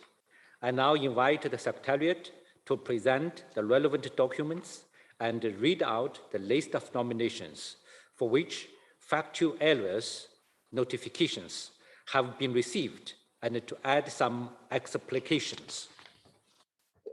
Mr. Balsamo, you have the floor. Thank you, Chair. I would like to recall that the relevant working documents concerning nominations are WH/21/44com/8B and WHC/21/44.com/8B add. The advisory body's evaluation can be found in the following information documents for ICOMOS, WHC/21/44.com/inf8B1 and WHC/21/44.com/inf.8B1 add. And for IUCN, WHC/21/44.com/inf8B2 and WHC/21/44.com/inf8b2ed. Let me also recall that document WHC/21/24.com/inf8b3 presents the list of all nominations received by 1 February 2020 and 1 February 2021, including those for examination by the World Heritage Committee at its extended 44th session and foreseen for examination in 2021 and 45th session in 2022, with the indication of those deemed complete.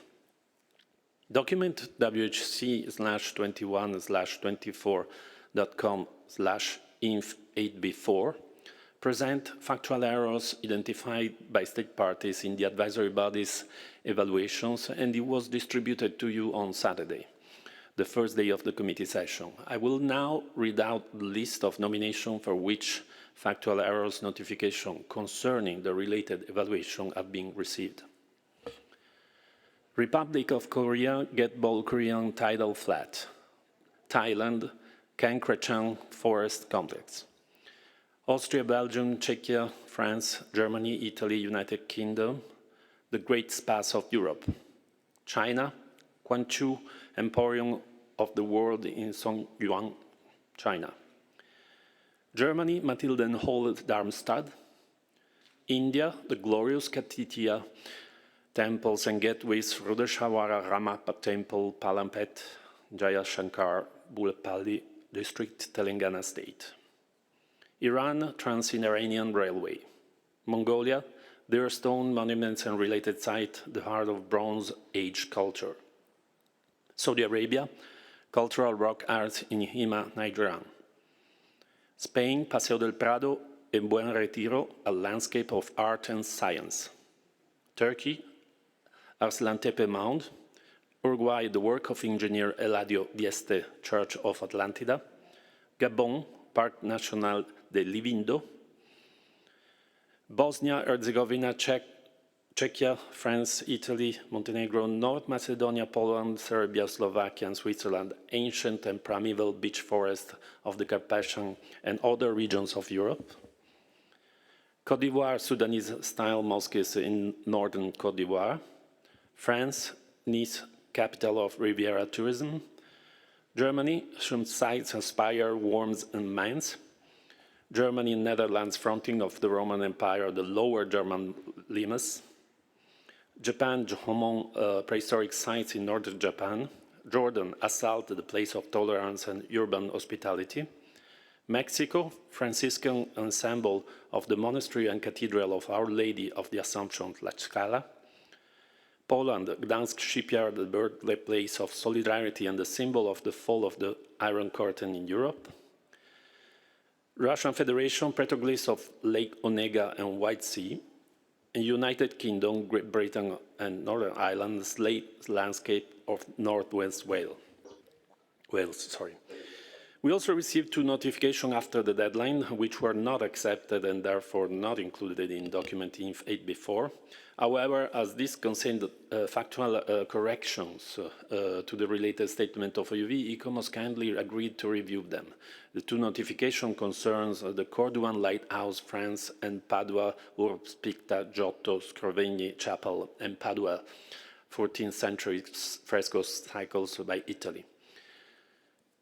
Before the presentation of the concerned nomination by the advisory bodies, the Secretariat will announce the related factual error notification received.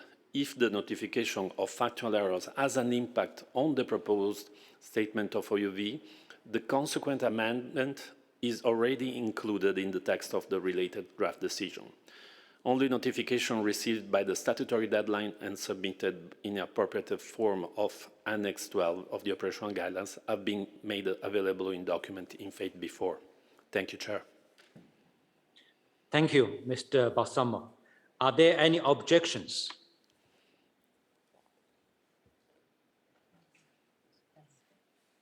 Spain, please.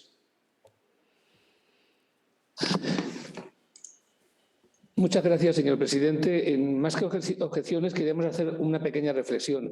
Nosotros felicitamos al órgano evaluador porque en tiempos duros como los que hemos vivido, en tiempos de pandemia, donde todo ha sido difícil para todos, se ha intentado llevar adelante el trabajo que se tenía. Pero observamos este año que son mayores, a nuestro juicio, en cantidad las discrepancias por parte de los estados con respecto a algunas evaluaciones.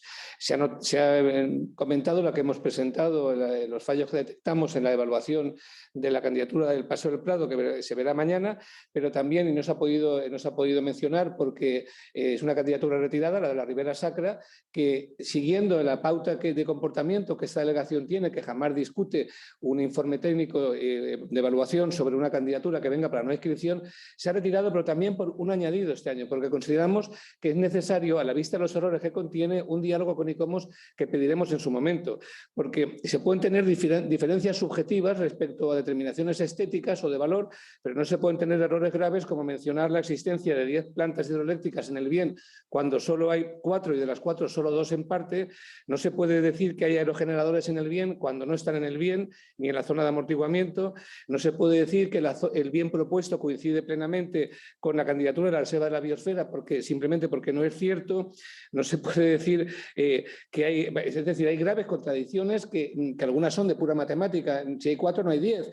Posiblemente lo achacamos a los difíciles tiempos que corren. No creemos que eso solo sea la base de la no inscripción, pero sí que creemos que estamos en el derecho de iniciar un periodo de diálogo y que nos vale de reflexión para pensar que si quizá la cantidad de candidaturas es muchas y los tiempos tomados para evaluar o los instrumentos hay que reflexionar sobre ellos, pues habrá que hacerlo. Porque si seguimos increciendo en las discrepancias, nos encontraremos con que llegará un momento en que el comité rectificará mucho más de lo que ha sido hasta ahora las decisiones del comité de evaluación y eso nos debilitará a todos. Queríamos hacerles esta honesta reflexión a la vista de lo que ha sido la retirada de nuestras candidaturas y de lo que ha sido la evaluación de otra en la que discrepábamos.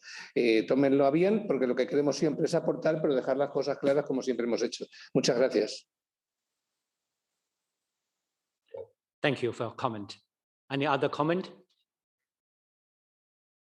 Oh, I see now. Now I will ask Mr. Balsamo to make some clarification. You have the floor.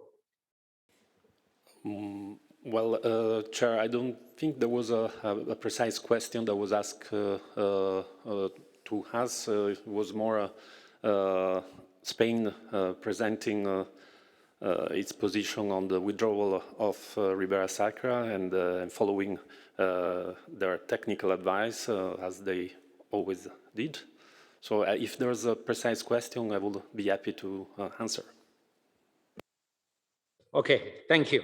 I see no more comments. Now let's proceed then.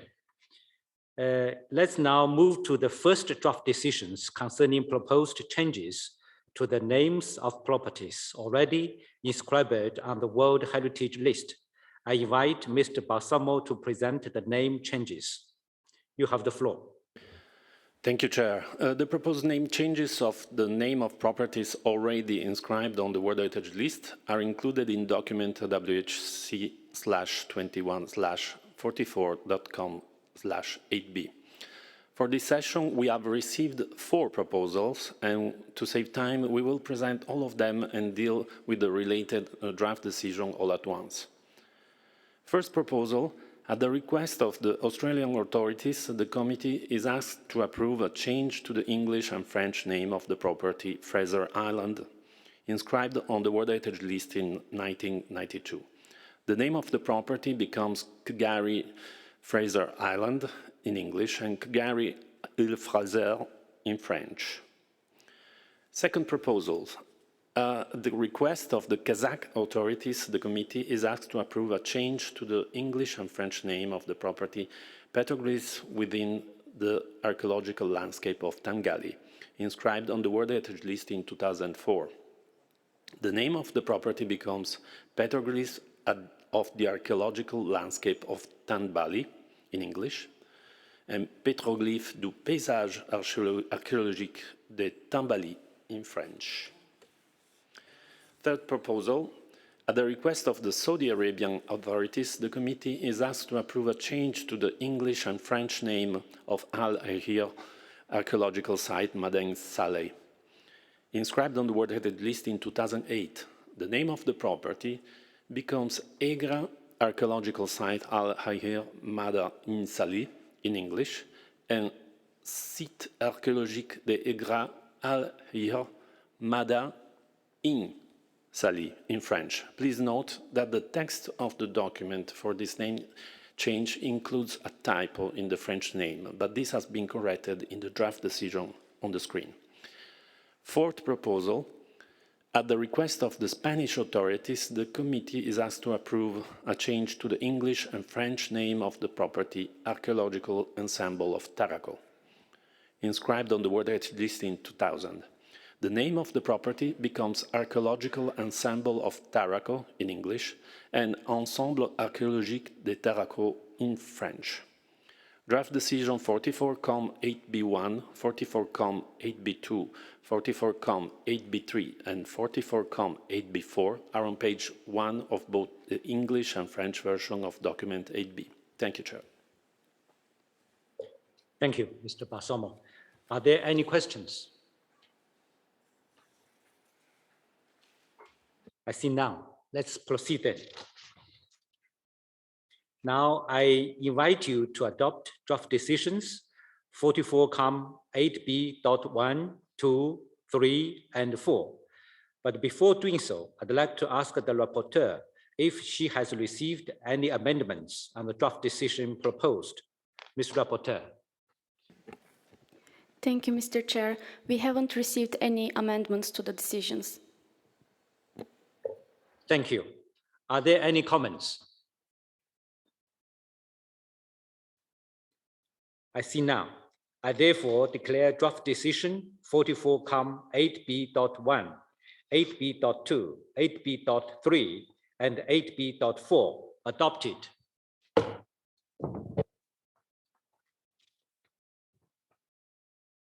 Our next point deals with withdrawals of nominations to be examined by the committee at this session. I invite Mr. Balsamo to read out the list of nominations withdrawn at the request of the concerned state party. You have the floor. Thank you, Chair. After the publication of document 8B, in which was already reported about the withdrawal of the nomination of the Coptic monasteries of Wadi al-Natrun by Egypt, we received notification of the following withdrawals. Dominican Republic Historical and Archaeological Site of La Isabela. Ethiopia, Holocaust of Umar Natural and Cultural Heritage of Umar Caves of Mystery. Greece, Fortress of Spinalonga. Hungary from the serial transnational nomination of the Frontiers of the Roman Empire, the Danube Lime's western segment. Latvia, Grobina Archaeological Ensemble. Slovenia, Classical Karst. Spain, Ribera Sacra. And plus the minor boundary modification from Russian Federation on volcanoes of Kamchatka. Thank you. Thank you, Mr. Balsamo. Are there any comments? I see now. Let's proceed then. Dear colleagues, we will now begin with the examination of nominations. I'd like to take this opportunity to recall that committee decisions are based on objective and scientific considerations, and any appraisal made on its behalf must be thoroughly and responsibly carried out. The committee recognizes that such decisions depend upon A, carefully prepared documentation, B, thorough and consistent procedures, C, evaluation by qualified experts, and D, if necessary, the use of expert referees. The committee is requested to examine the draft decisions presented in the relevant documents and in accordance with paragraph 153 of the operational guidelines, take its decisions. I wish to stress that for a referred nomination, there's no new nomination file to be prepared, and there's no evaluation mission of the relevant advisory body to the site. Also, as recorded by the committee in its decision 42-8, in compliance with the convention and the operational guidelines, outstanding universal value is recognized at the time of inscription of a property on the World Heritage List, and no recognition of OUV is foreseen prior to this stage. I'd like to appeal to you all for a strict respect of these important rules during our debates and our decision-making. As you know, considering the latest withdrawals, currently we have 39 nominations to examine between today and Wednesday, as well as 17 minor boundary modification proposals. Given the circumstances of holding this meeting online and the consequent reduced length of the sessions, we need to apply a strict schedule. For this reason, I'd like to suggest that the examination of nominations that are recommended for inscription and don't present any particular potential issue be dealt with in a way to avoid repetitions of interventions aimed only at congratulating the concerned state party. To this extent, I will ask for the cooperation of all committee members and observers alike, and to approve the inscription by acclamation and congratulate the state party in the chat. Before starting the examination of nominations, I invite Mr. Balsamo to provide some explanations about the order we will be following for their examination. Mr. Balsamo, you have the floor. Thank you, Chair. As you know, this year we will be examining two cycles of nominations, those that were proposed to be examined by the committee in 2020 and those proposed to be examined in 2021. We will first consider the 2020 nominations and then continue with the 2021 nomination. To accommodate the time differences, a nomination from Asia and the Pacific region will be examined first, and the nomination from Latin America and the Caribbean region in the later part of the daily session. The order of examination of nomination is listed on pages 5 and 6 of both the English and French version of document wh/21/44.com/8b, and a more specific timetable indicative for the examination of nomination was sent to you on 12 July last. Please note that this timetable is indicative, and at the times at which individual nomination will be examined will be adjusted according to the progress of the debates. If the daily debates end earlier than planned, the examination of nomination originally scheduled to start at 1:30 p.m. on the afternoon of the following day will be brought forward. An updated version of the provisional timetable will be available on the World Heritage Center website after each session. Thank you, Chair. Thank you. Just before proceeding with the examination of nominations, the advisory bodies wish to make a joint statement concerning the evaluation process of nominations. I give the floor to ICMOS to read their joint statement. ICMOS, please. Je vous remercie, Monsieur le Président. Je m'exprime au nom des deux organisations consultatives, l'UICN et l'ICOMOS.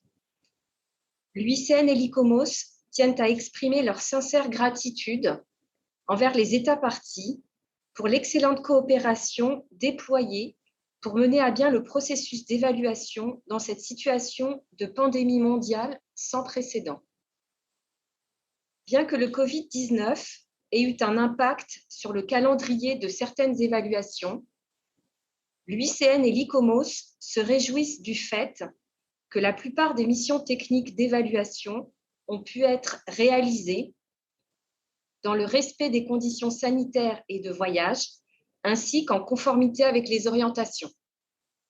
Ce travail a pu être réalisé grâce au soutien supplémentaire extraordinaire fourni tant par les États parties que les organisations consultatives et grâce à la flexibilité de tous les experts impliqués. L'UICN et l'ICOMOS notent que la pandémie de Covid continue de poser des défis pour les prochaines évaluations et nous comptons ainsi sur la coopération des États parties concernés. Je vous remercie, Monsieur le Président. Thank you very much. Dear colleagues, with your permission, I'd like to propose a technical break for 10 minutes.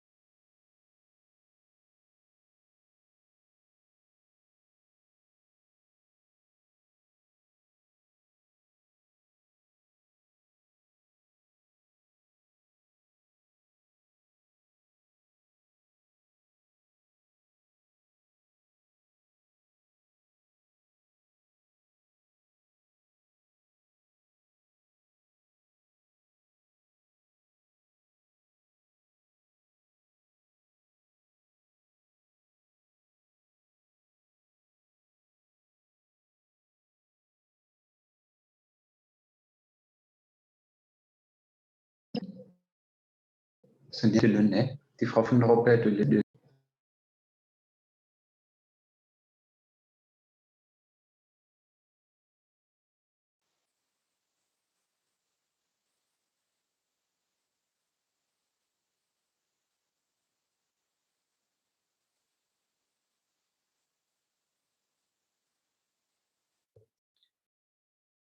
Dear colleagues, we will now start the examination of sites proposed for 2020. I'm going to call on ICMOS and IUCN to be concise in their presentations. Thank you in advance for your cooperation. The first nomination we will examine is Cultural Rock Arts in Himalayan, Saudi Arabia. But before I give the floor to ICMOS to present this nomination, I give the floor to the Secretariat. Mr. Balsamo, please, you have the floor. Thank you, Chair. Just to announce that we received a factual errors notification concerning the evaluation of this nomination, which is to be found on page 49 of document INF 8B4. Thank you. Thank you. ICMOS, please, you have the floor.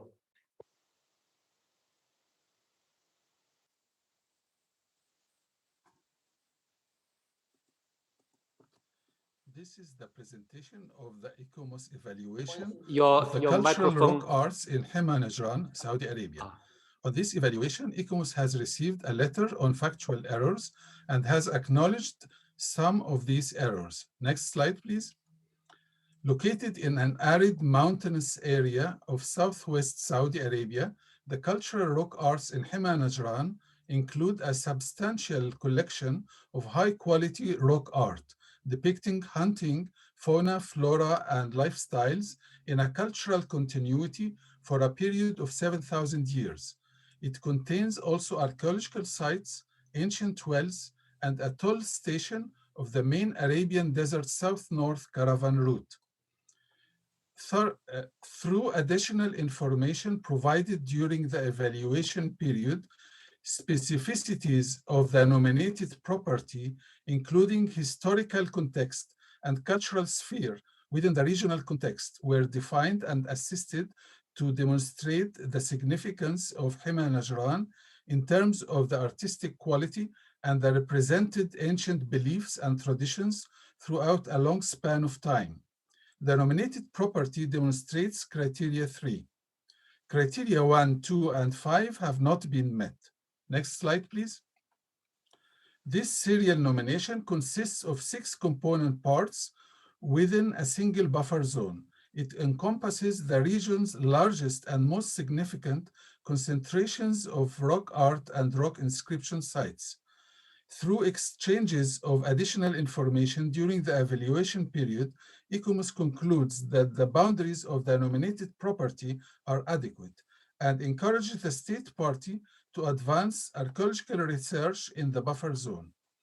The requirements of integrity and authenticity have been met. Next slide, please. The property is protected at the highest national level as an archaeological monument. The management plan identifies clear sets of objectives and responsibilities. The state of conservation of the nominated property is adequate. Next slide, please.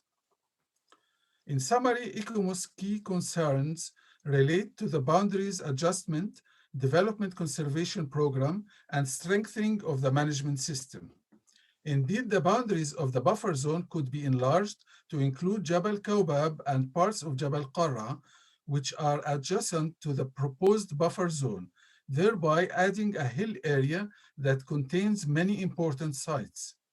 The database of site records for all components of the property and the buffer zone should be completed and made accessible to the property's staff. An overall conservation program is needed, and the efficiency of the monitoring program should be improved. The management system requires staff on site and in local offices with expertise in relevant specializations, such as heritage management and rock art conservation. The management plan and the tourism management plan should be fully aligned. Next slide, please. To conclude, ICOMOS recommends that cultural rock arts in Himalayan, Saudi Arabia be referred back to the state party for the following main reasons. Provide a map showing the inventoried heritage sites within the nominated areas and buffer zone. Enlarge the buffer zone to include Jabal Kaubab and parts of Jabal Qara. Complete and make accessible to staff a database of site records for every rock art and inscription site. Create and implement a conservation program and a monitoring program and engage additional staff. Carry out heritage impact assessments for all projects related to tourism activities in Najd Khayran before their implementation. ICOMOS has included a number of further recommendations in the draft decision to aid the long-term conservation of the property, such as the restoration of the above-ground walling of the wells and water channels at Hima. Next slide, please. Thank you. Thank you, ICOMOS, for your presentation. I'd like to know whether there are any comments concerning this nomination. I see there are representatives asking for the floor. So, dear committee members, I understand that you need to express your views, your opinion, feelings, and as well as solidarity. However, due to the time constraints, without any intention to prevent you from taking the floor, I have to kindly ask you to be very brief on your general comments so that we could move quickly to consider the draft decision. I thank you for your understanding and the cooperation. Bahrain, please, you have the floor. Thank you, Mr. Chair. We would like to begin by thanking the State Party of Saudi Arabia for nominating this outstanding property to the World Heritage List, a site that is a testimony to many civilizations. It is also one of the largest concentration of rock art and non-architectural rock inscriptions that this esteemed committee has ever considered for inscription. Rock art reflects humankind's rich spiritual and cultural heritage and has great significance to its creators and their descendants. It also opens to us a window into the lives and beliefs of our ancestors peoples from us time. The cultural narrative transcends boundaries and speaks of humanity's survival and man's need to leave an imprint of his life, such as carving on stone. The passage of human groups through the Hima region led to the establishment of an unparalleled historic library of rocks, which includes a huge number of rock art and inscriptions that reflects the history of Arabia from the social, economic, and political components. The site of Himalayan is not just an archaeological site of exceptional importance that transcends its outstanding universal value. It is a living tradition of rock art and epigraphy production. In addition, more than 100,000 rock art and inscriptions cover Himalayan, which span an area in excess of 550 square kilometers.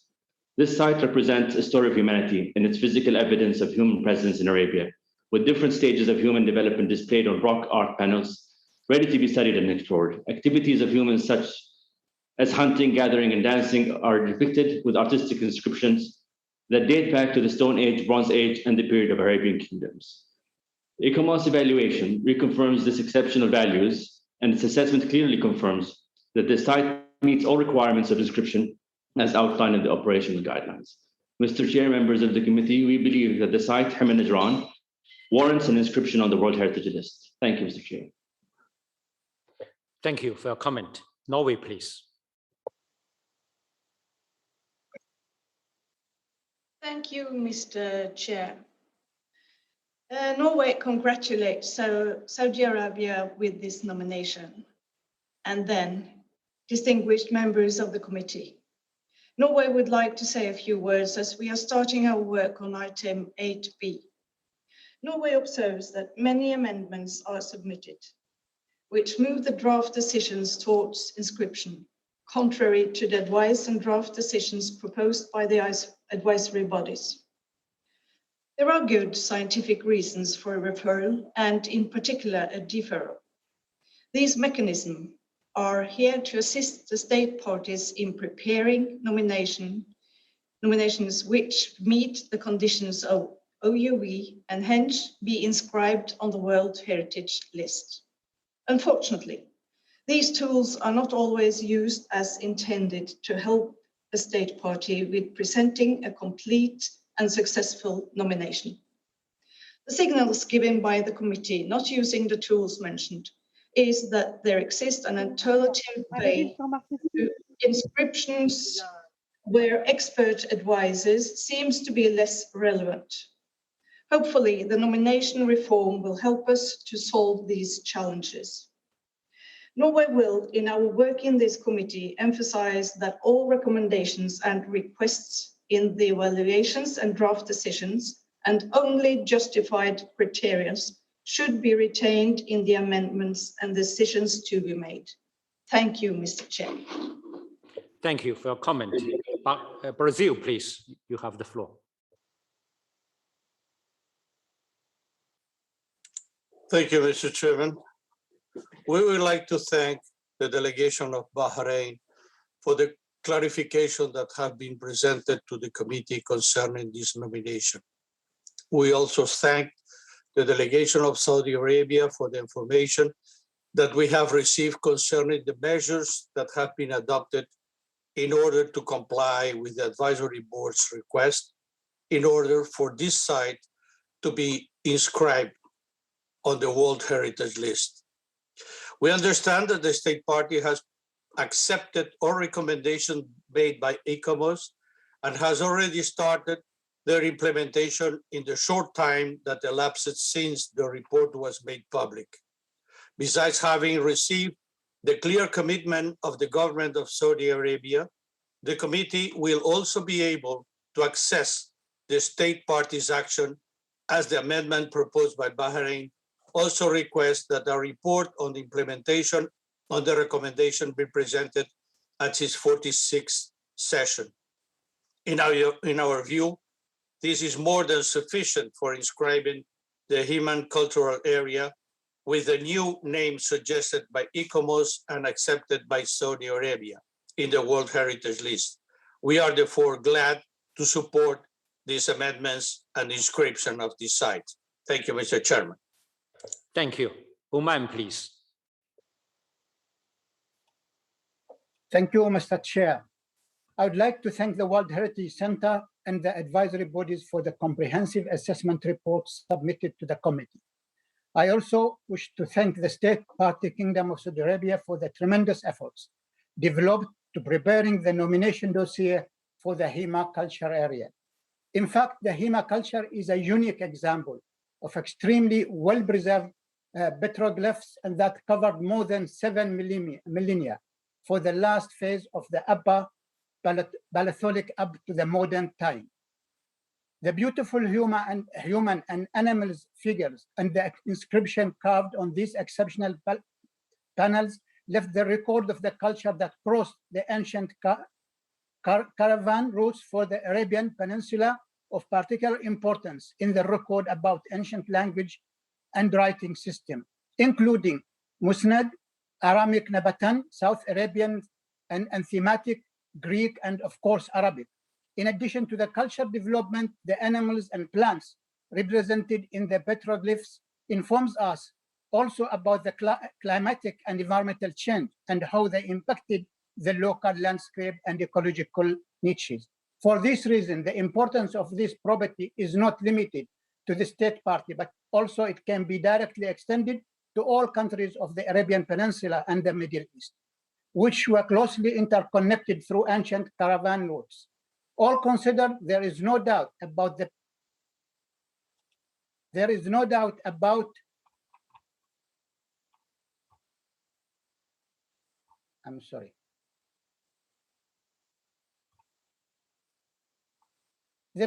that we support fully the amendment proposed by the state delegation of Bahrain, and we are totally confident that the capability of the state party Kingdom of Saudi Arabia to implement the recommendation by ICOMOS and submit updated reports on the progress to the Heritage Center by the end of 2022. I thank you, Mr. Chair. Thank you for your comment. Australia, please. Thank you, Chair, for giving us the floor. Australia supports the inscription of the property on Criterion 3. The serial property presents a profound testimony to human life and use along this ancient caravan route. We also welcome the inscription of a further rock art site on the World Heritage List, and with this one, the increasing regional representation of this extraordinary and ancient form of human communication and expression. With the Honourable Representative from Russia, we also note that the recommendations of the draft decision have all been included in the amendments and that the State Party is committed to actioning these recommendations. Thank you, Chair. Thank you for your comment. Russia, please.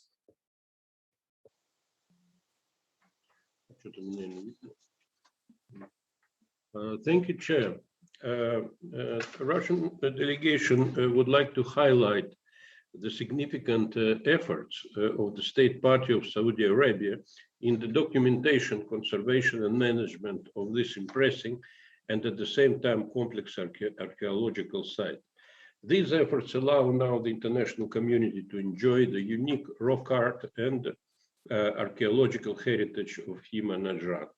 We strongly believe that the inscription of this property would contribute to sustainability and conservation, as well as to the international recognition of the rock art sites represented in the World Heritage List. The high level of professionalism and capacities of Saudi Arabia would ensure the conservation and management of this property in accordance with the recommendations of the Committee, World Heritage Center, and advisory bodies. We would like to clarify that the State Party has provided the maps of inventoried site, and all data pertaining to the site's archaeological and rock art surveys are stored in the research center as well as the regional museum in Najran. As you know, later in the course of this session, the Russian nomination of petroglyphs of Lake Onega and the White Sea will be presented for your attention. That is why we have a complete notion of all difficulties connected with the preservation of prehistoric sites, as well as the outstanding importance of human history and development. Therefore, we urge to inscribe the property on the World Heritage List, enriching the representation and diversity of prehistoric sites on the list and promoting the interchange of expert knowledge in this respect. Thank you, Mr. Chair. Thank you for your comment. Kyrgyzstan, please, you have the floor. Thank you, Mr. Chair. We would like to express our support and agreement to the amendments put forward to inscribe Hima Najran on the World Heritage List. We commend the State Party for its efforts and commitments to sustain proper management and conservation of this site, among others by building necessary national capacities. The State Party launched various programs to build specialist capacities of staff through the development of a research center for art studies, as well as the current implementation of capacity building programs with international partners to enhance expertise, which includes on-the-ground training. The State Party has ensured local professionals are involved in all expert fieldwork and programs to advance their knowledge and skills. They are also endorsing academic scholarships in the field of conservation and rock art, and have ensured all related data specific to the site and rock art in general is accessible to researchers. We therefore agree with the proposed amendment and would like to see the site is inscribed in the World Heritage List. Thank you, Mr. Chair. Thank you for your comment. Egypt, please. Thank you very much, Mr. Chairman. Egypt would like to sincerely congratulate the Kingdom of Saudi Arabia for the submission of the nomination of the site Cultural Rocks Arts in Hima Najran for inscription on the World Heritage List. We also wish to thank ICOMOS for the assessment of the nomination. As it is shown in the amendments presented as draft resolution, we do believe that the site should be inscribed in this session. Mr. Chairman, we noted ICOMOS' recommendation to extend the buffer zone to include Jabal al-Kawkab and parts of Jabal al-Qarra. We would like to ask the State Party to provide more information about this recommendation. Thank you very much, Mr. Chairman. Thank you for your comment. Ethiopia, please.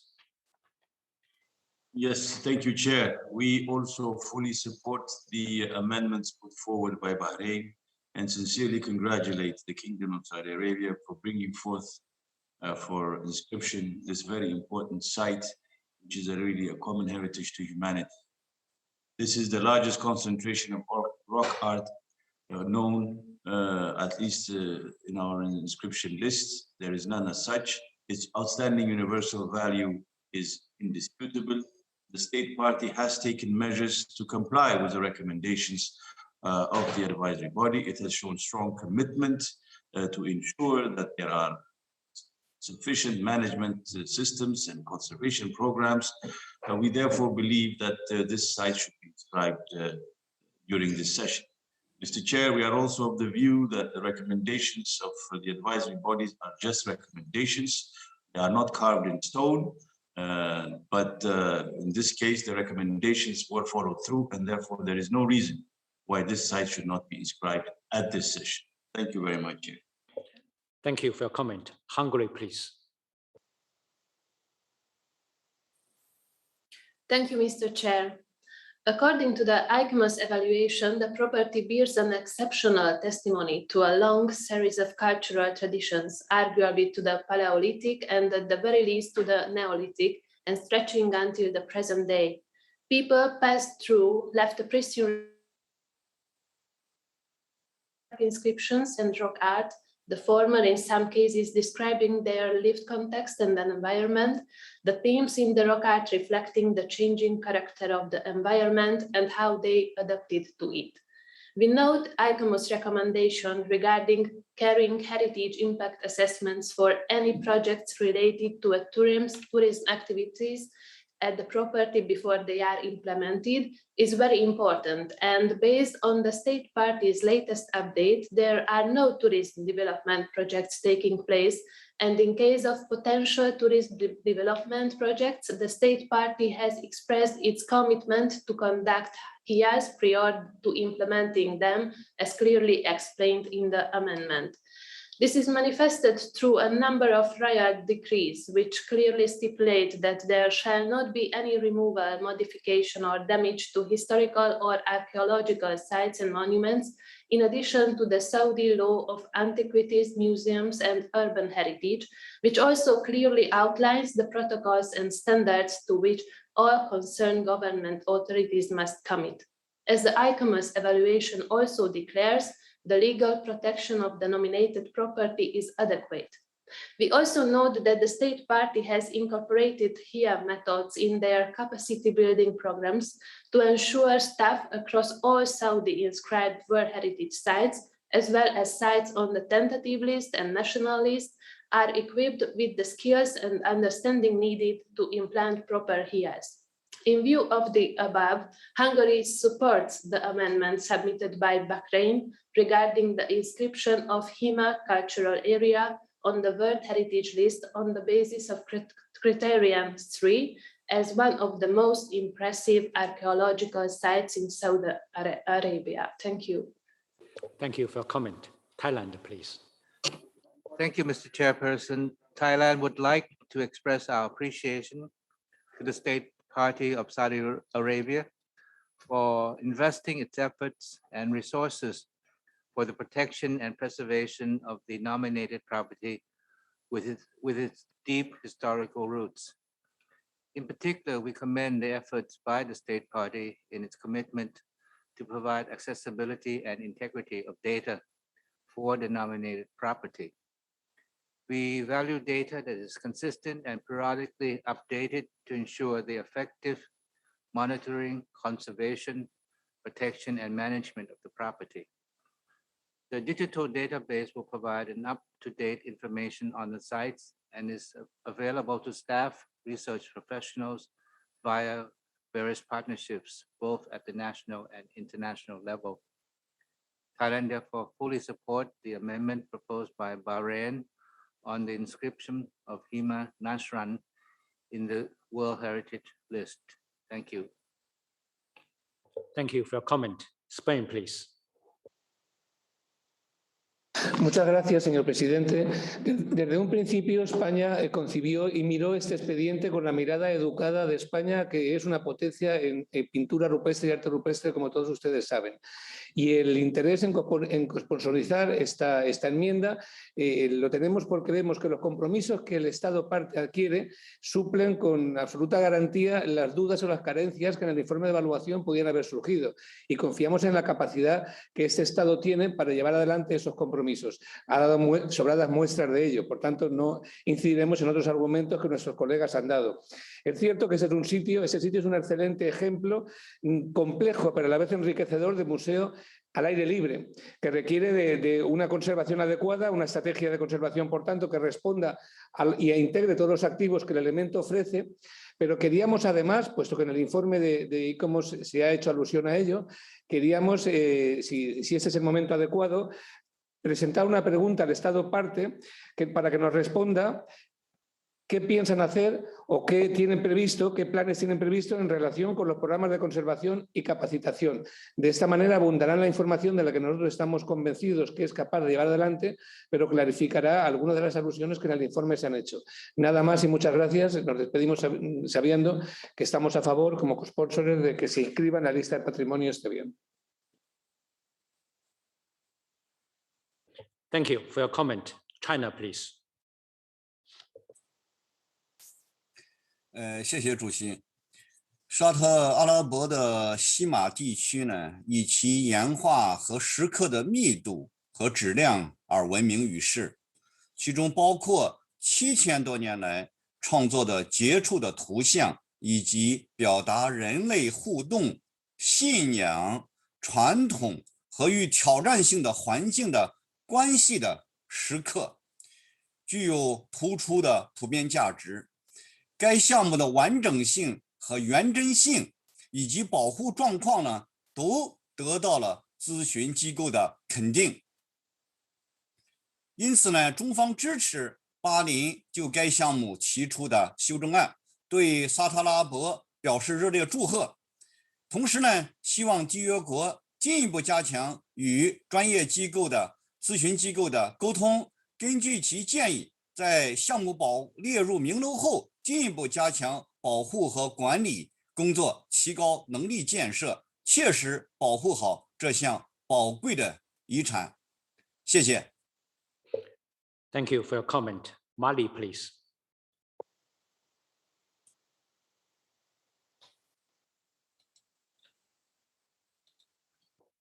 Merci, Monsieur le Président. Le Mali appuie pleinement l'amendement proposé. Nous tenons à souligner que l'État partie a initié le développement de la première phase qui se concentre sur l'analyse des recherches archéologiques et archivistiques pour garantir le respect des meilleurs principes de conservation, en particulier pour entreprendre la restauration des puits et des canaux d'eau, comme recommandé par l'ICOMOS. C'est pourquoi le Mali souhaite que ce bien soit inscrit sur la liste du patrimoine mondial. Merci. Thank you for your comment. South Africa. Thank you, Chairperson, for giving us the floor. We will be brief. South Africa thanks the Secretariat and the advisory bodies for the extensive report on the Hima site, which is a reservoir of high-quality rock art.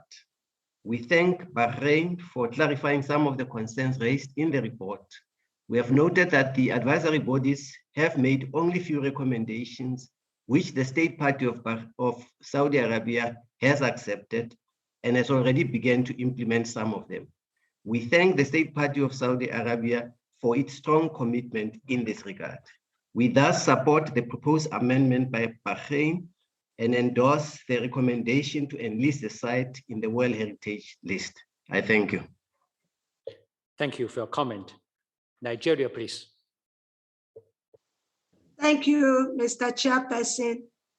Nigeria is happy with the Kingdom of Saudi Arabia for presenting this site for nomination into the World Heritage List. We know that the rock art is a special type of heritage, and this one is so vast. We have heard the the recommendations from ICOMOS, and like other committee members have said, the Kingdom of Saudi Arabia is ready to comply and take necessary actions concerning the conservation of this cultural rock art of Rima. So we join our voices to that of other committee members to say that this site should be inscribed in this session. Thank you, Mr. Chairman. Thank you for your comment. Uganda, please. Thank you very much, Chair. I'll be very brief since I have been largely preempted by my colleagues. Uganda joins other committee members to support the inscription of Hima Cultural Area on the World Heritage List. The State Party has successfully clarified to ICOMOS the main points that were raised by the said advisory body. Moreover, the State Party has committed to implement effective management procedures for the site. Since the State Party has committed to take action on almost all recommendations by ICOMOS, my delegation supports the amendments proposed by Bahrain. Thank you. Thank you for your comment. Guatemala, please.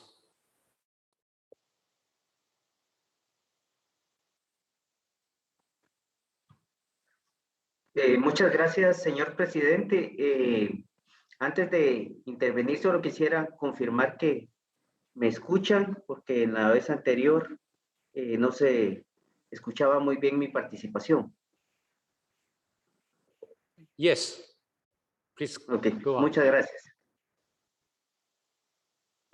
Queremos felicitar al Estado parte por la nominación de un sitio verdaderamente relevante para el estudio del arte rupestre de la humanidad. La nominación incluye 6 componentes en serie que representan un testimonio único de varias tradiciones culturales. Es lo que ellos mismos han llamado una biblioteca sobre roca, donde podemos decir que en este caso la historia sí está escrita en piedra.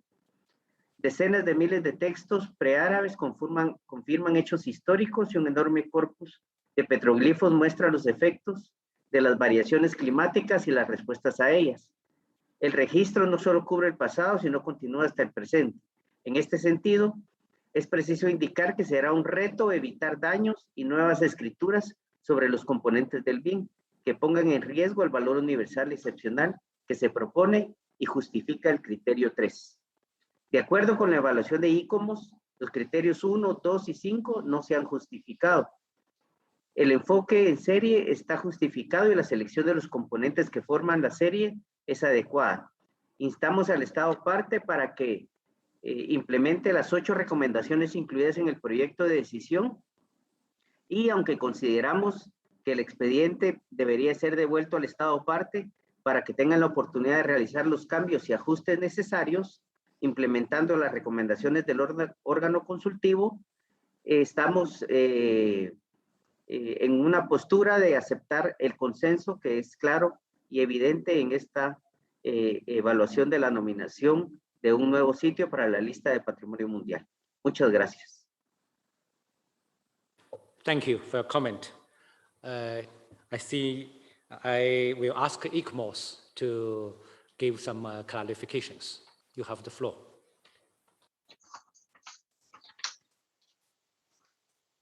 Je vous remercie, Monsieur le Président.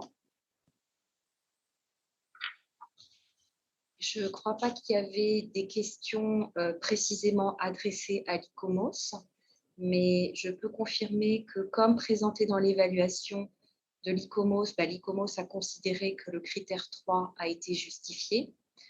Effectivement, le site est un témoignage exceptionnel sur une longue série de traditions culturelles sous la forme d'un vaste corpus d'art rupestre préhistorique et historique, d'inscriptions rupestres et de vestiges archéologiques. Sur la base des déclarations que les membres du comité ont fournies, nous avons compris que l'État partie avait déjà engagé des mesures pour répondre aux recommandations de l'organisation consultative. Et donc, l'ICOMOS apprécie les efforts déployés par l'État partie pour répondre à ces recommandations. Cependant, comme l'ICOMOS n'a pas eu l'opportunité d'évaluer les informations additionnelles qui ont été fournies. Il serait nécessaire qu'il y ait une attention particulière qui soit portée sur 3 points afin d'assurer une gestion solide du bien. Et ces 3 points concernent le travail sur la documentation qui doit être accompagné d'élaboration de cartes adéquates, qui doit être accompagné d'une base de données opérationnelle et d'une identification plus détaillée de l'ensemble des attributs du bien. Je souligne l'ensemble des attributs du bien puisque l'État partie a bien voulu accepter le changement de nom et ce changement de nom en fait a été demandé afin de refléter tous les attributs que ce bien contient et pas seulement les sites d'art rupestre.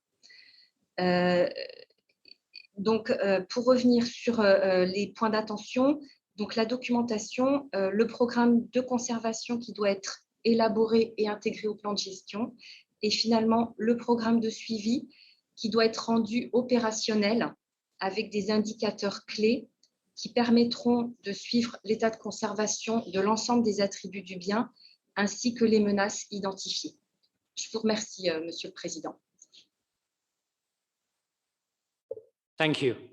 I see no more questions and comments. Dear committee members, I now invite you to adopt the draft decision 44-8B.11. But before doing so, I'd like to ask the rapporteur to present the amendments on the draft decision that she has received. Mr. Rapporteur, you have the floor. Thank you, Mr. Chair. The amendments were submitted, co-authored by a number of state parties, as shown on the screen. We have no modifications proposed for the paragraph 1. So, committee members, we will adopt the text paragraph by paragraph. So, paragraph 1, no modification. Approve. Okay, approved. Go ahead. Paragraph 2 reads, inscribes Hima Cultural Area, Saudi Arabia, on the World Heritage List on the basis of Criterion 3. Do you accept the revision? Yes, approved. Go ahead. Paragraph 3 takes note of the following provisional statement of outstanding universal value, and in here we have brief synthesis, Criterion 3, integrity, authenticity, protection and management requirements. Text. So, approve. Egypt, please. Egypt, you have the floor. Thank you very much, Mr. Chairman. We have a small comment on this paragraph under subparagraph protection and management requirements. There is a sentence that we propose to delete. The sentence which starts with a monitoring program that identifies measurable key indicators, periodicity, and responsive authorities is required. We believe that this sentence should be removed since such monitoring program is already an integral part of the previously mentioned conservation management strategy of the site, and we don't see a need for it to be singled out. Thank you very much, Mr. Chairman. Thank you. Mr. Rapporteur, have you got it? We couldn't catch the sentence. Could the distinguished delegate of Egypt read it again, please? And in which paragraph shown on the screen? Egypt. It is a very long paragraph, as you know, so it is under the subtitle Protection and Management Requirements. And it is the second paragraph on the subtitle, a sentence on line 10. a sentence starts with a monitoring program that identifies measurable key indicators. Periodicity and responsible authorities is also required.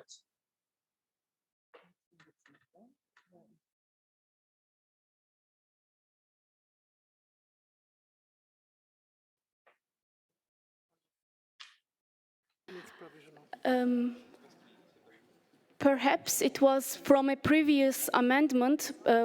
We can't find it on this statement. Regardless, may I highlight that this is a provisional statement and will be updated later. Okay, thank you very much. Is it okay? Okay. So the committee members approve? Okay, approved. Go ahead. Go ahead. Yeah. Paragraph 4 reads, recommends that the state party give consideration to the following. 4A, setting up an adequate documentation system and developing an operational and up-to-date database for the property to ensure monitoring of its state of conservation, including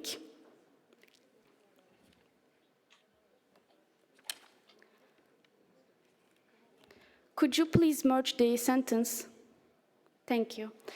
Including I, updated maps showing the boundaries of the property components parts, the buffer zone and precise location of the inventoried heritage sites reported from the inscribed areas and buffer zone.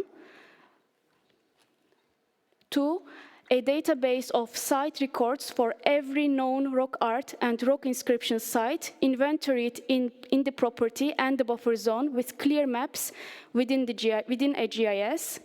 4B, compiling a list of attributes of the OUV, considering that the list will be indispensable for the conservation, management, and monitoring of the property. 4C, carrying out heritage impact assessments for any projects related to tourism activities and infrastructure at Najd Kairan before they are implemented. For original D is proposed for deletion. New D, creating and implementing a conservation program and engaging additional staff with specialist training in heritage management, archaeology, and rock art conservation. E, creating and implementing a monitoring program that identifies measurable key indicators, periodicity, and responsible authorities. F, undertaking restoration of the above-ground walling for the wells and water channels at Hima based on comprehensive archival and archaeological research. Could we scroll down? This is the end of paragraph 4, Mr. Chair. Okay, ECOMOS, please. Thank you, Mr. Chair. If you allow me just to come back to point B, it might be useful to add compiling the list of all attributes, just to ensure that all attributes are covered by this paragraph, not only the rock art sites. Thank you, Mr. Chair. Thank you. Committee members, do you accept all these modifications?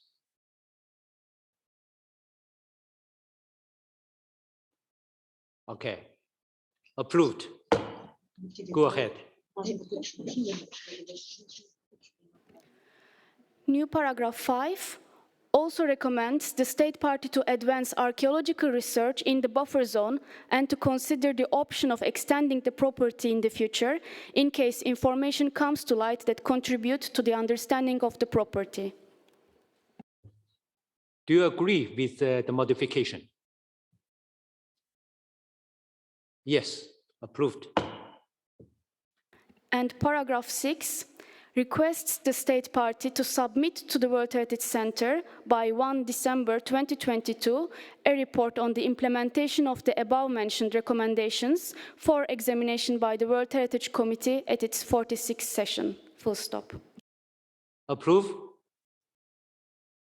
Okay, approved. Dear committee members, now we have went through all the text. If there are no other comments, I now declare the draft decision 44-8B.11 adopted as amended.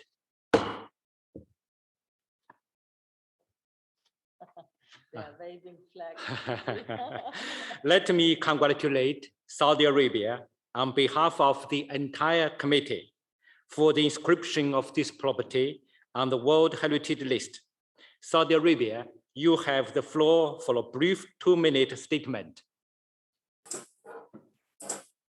Thank you, Mr. Chair. I would like to start by expressing my country's deep appreciation to the esteemed committee members for their incredible support. Our thanks extend to the World Heritage Center and the advisory bodies for their constructive collaboration to inscribe Hima Cultural Area on the highly regarded World Heritage List. We are sincerely honored to see this precious historical site inscribed, to be shared with the whole world. It is indeed an amazing manifestation of a story of civilizations. It is indeed a place with an outstanding universal value. Hima Cultural Area is dear to many in my country, and having it recognized globally will further strengthen the local community's pride and sense of belonging. The journey of this site's recognition is a part of my country's deep belief in the value of sharing humanity treasures, a principle embedded in a historical, systematic approach of conservation, promotion, and meaningful inclusion.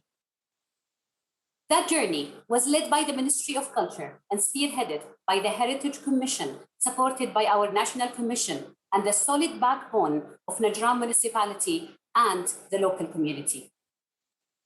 Reaching this beautiful momentum is not the end of the journey.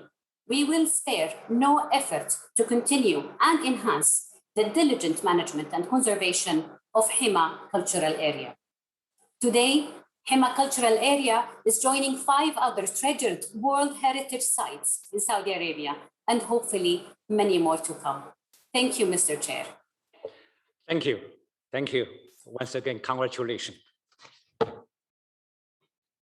Now, I invite ICOMOS to present the transnational nomination, the Great Spas of Europe, Austria, Belgium, Czechia, France, Germany, Italy, and the United Kingdom for Great Britain and the Northern Ireland.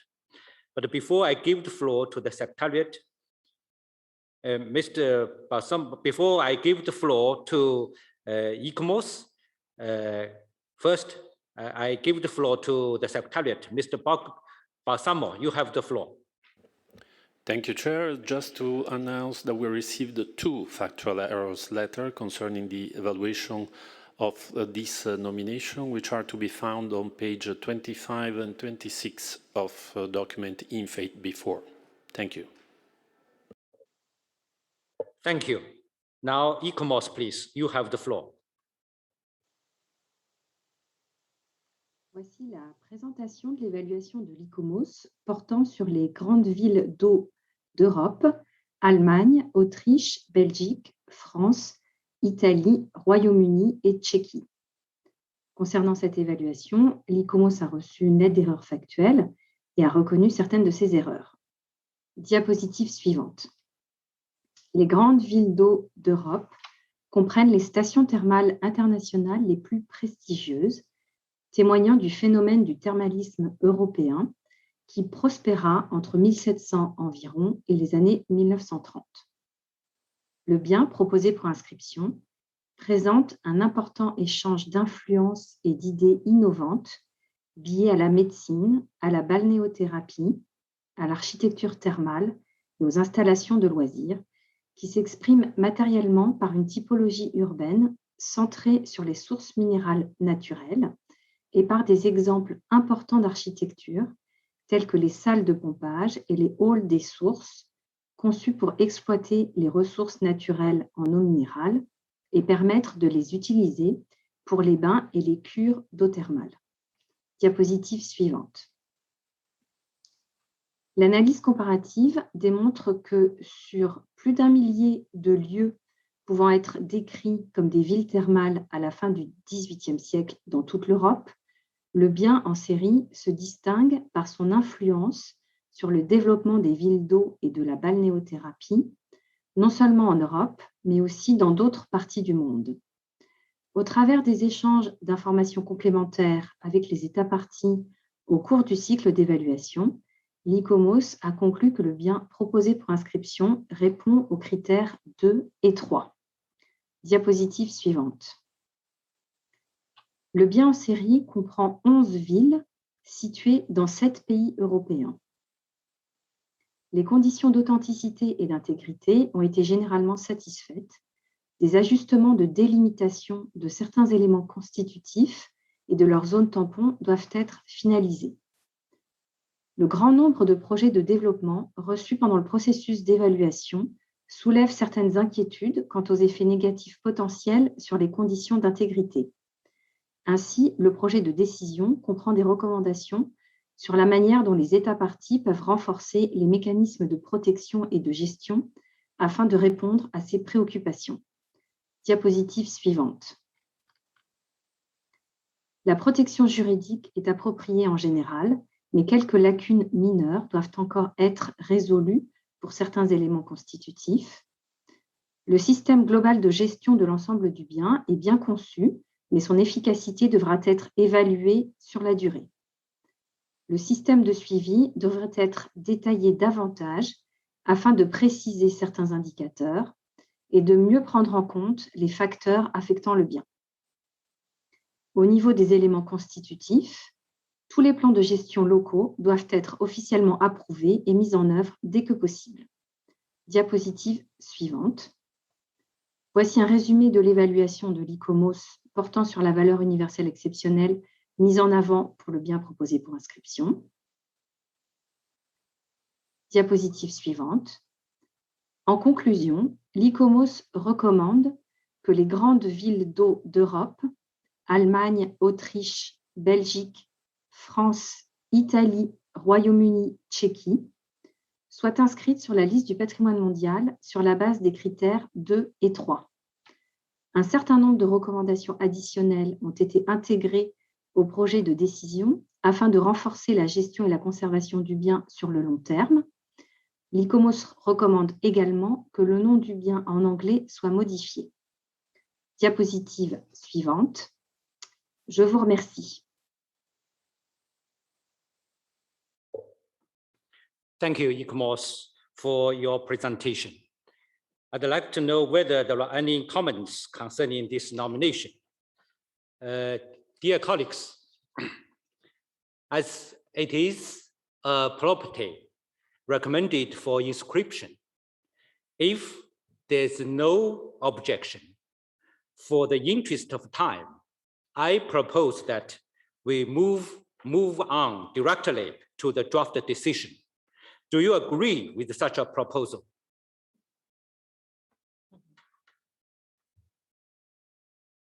Okay, I thank you for your cooperation.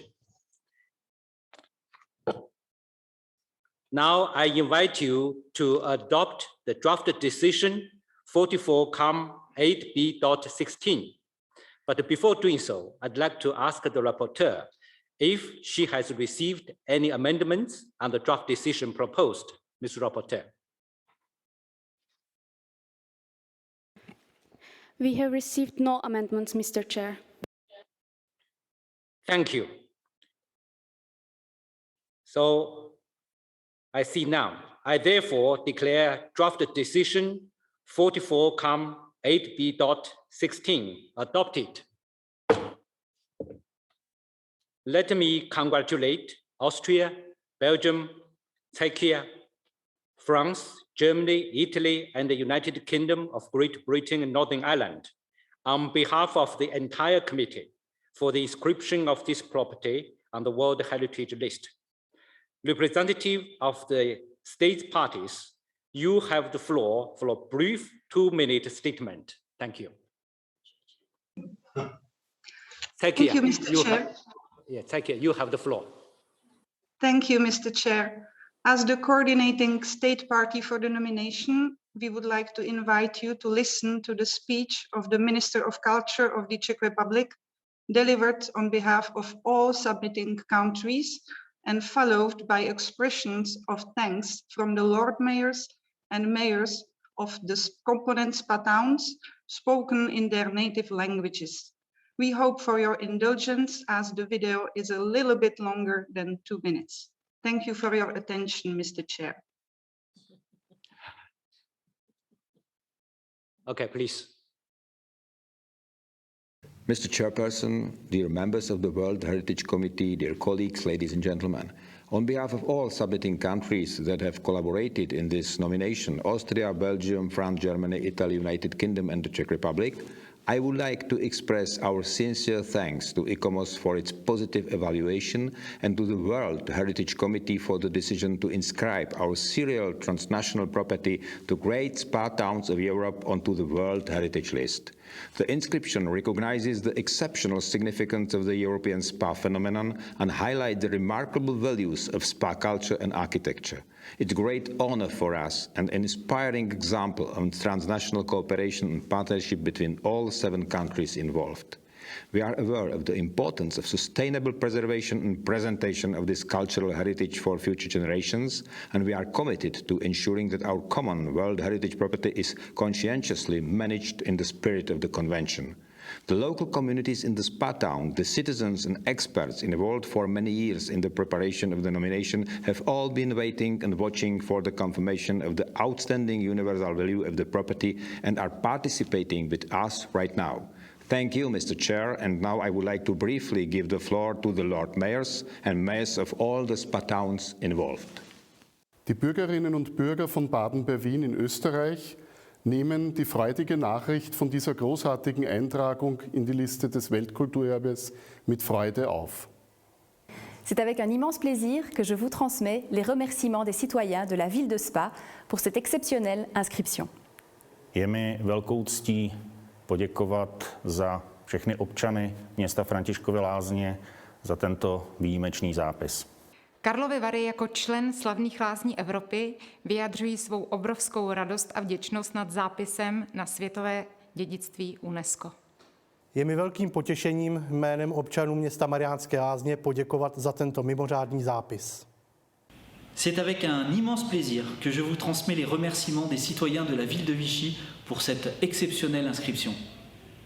Es ist mir eine große Freude, im Namen der Bürgerinnen und Bürger der Stadt Bad Ems meinen Dank für diese außergewöhnliche Einschreibung zu übermitteln. Baden-Baden ist begeistert und dankbar für die Nominierung der gemeinsamen Welterbestätte Great Spas of Europe.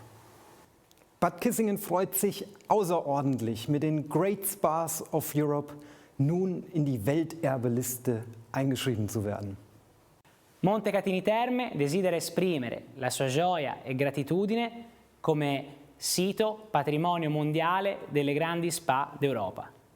The City of Bath wishes to express joy and gratitude as a member of the Great Spas of Europe World Heritage Site. Thank you very much. Now let's proceed then. I now invite ICOMOS to present the nomination, Xuejun Lighthouse, France. But before I give the floor to ICOMOS to present this nomination, I give the floor to the Secretariat, Mr. Balsamo, please. Thank you, Chair. Just to announce that, as said already in the introductory part of 8B, notification was received later than the deadline for this evaluation of factual errors that has an impact on the text of the OUV, and ICOMOS agreed to review this, and the correction is already integrated in the text of the statement of OUV. Thank you. Thank you, Mr. Balsamo. Now, ICOMOS, please, you have the floor. Il s'agit de la présentation de l'évaluation de l'ICOMOS du phare de Cordouan, France. Diapositive suivante. Construit sur un plateau rocheux peu profond à l'embouchure de l'histoire de la Gironde, le phare de Cordouan a été érigé au XVIIe siècle et modifié au XVIIIe siècle pour la signalisation maritime. Il a été proposé pour inscription pour sa forme architecturale monumentale unique, combinant l'inspiration de modèles anciens et de langage maniériste, exprimé par une qualité de construction exceptionnelle et un programme décoratif symbolique. L'analyse comparative a démontré l'importance exceptionnelle du phare en tant qu'édifice spécialisé exceptionnel, répondant à des besoins utilitaires et ayant permis de grandes réalisations techniques, architecturales, stylistiques et symboliques. Les critères 1 et 4 ont été justifiés. Diapositive suivante. Le bien proposé pour inscription comprend les phares, les voies de navigation historiques et les affleurements rocheux qui font surface à marée basse. Les conditions d'intégrité et d'authenticité ont été remplies. Les attributs ont été soigneusement identifiés et utilisés pour définir les délimitations du bien proposé pour inscription et de la zone tampon, fournissant ainsi une base solide pour la protection et la gestion. Diapositive suivante. Le phare est classé monument historique depuis 1862. Les dispositions juridiques et de planification fournissent des mécanismes de protection de la zone tampon, où le développement d'éolien est exclu. Les protections efficaces de la zone tampon dépendent de la coordination et de la cohérence des outils de planification dans le but de protéger la valeur universelle exceptionnelle du phare. Le système de gestion est adapté et a été éprouvé. Un plan de gestion a été préparé pendant les processus de proposition d'inscription couvrant les principaux objectifs de gestion. La formalisation de l'engagement des acteurs clés de la gestion permettrait de renforcer le système de gestion. L'état de conservation est globalement bon et fait l'objet d'un suivi. Le taux de détérioration est toutefois élevé en raison de l'environnement marin en hospitalier et des programmes de restauration continuent d'être mis en œuvre. La recherche du système hydrosédimentaire est essentielle pour assurer une bonne gestion des attributs dynamiques. Diapositive suivante. Voici un résumé de l'évaluation de l'ICOMOS concernant la valeur universelle exceptionnelle de biens proposés pour inscription. Diapositive suivante. Pour conclure, l'ICOMOS recommande que les phares de Cordouan, France, soient inscrits sur la liste patrimoine mondial sur la base des critères 1 et 4. Un certain nombre de recommandations additionnelles ont été proposées pour le projet de décision afin de favoriser la conservation à long terme du bien. Diapositive suivante. Je vous remercie pour votre attention. Thank you, ICOMOS, for your presentation. Dear colleagues, just as I said just now, as it is a property recommended for inscription, if there's no objection, for the interest of time, I propose that we move directly to the draft decision. Do you agree with such a proposal?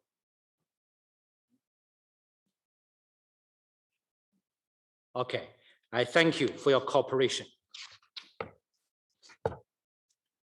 I now invite you to adopt the draft decision 44-8B.17. But before doing so, I'd like to ask the rapporteur if she has received any amendments on the draft decision proposed. Rapporteur. Thank you, Mr. Chair. We haven't received any amendments. Okay, I therefore declare draft decision 44-8B.17 adopted. So let me congratulate France on behalf of the entire committee for the inscription of this property on the World Heritage List. France, you have the floor for a brief 2-minute statement. Thank you. Merci, Monsieur le Président. La France remercie les membres du comité, les organisations consultatives et le Centre du patrimoine mondial pour l'inscription du Versailles des mers qui permet d'enrichir le patrimoine mondial d'un nouveau type de bien. L'État français, propriétaire du bien, et les porteurs de projets s'en réjouissent vivement. Je passe la parole à son Excellence Pascale Gau, présidente de l'organisme de gestion du phare de Cordouan. Merci, nous pouvions rêver plus belle annonce pour Cordouan, château phare gardien de l'estuaire de la Gironde. Votre reconnaissance offre un nouveau sacrement au phare des rois. Son architecture grandiose guide les marins. La prouesse d'ingénieurs a permis d'élever le phare en symbole politique, scientifique, historique et maritime.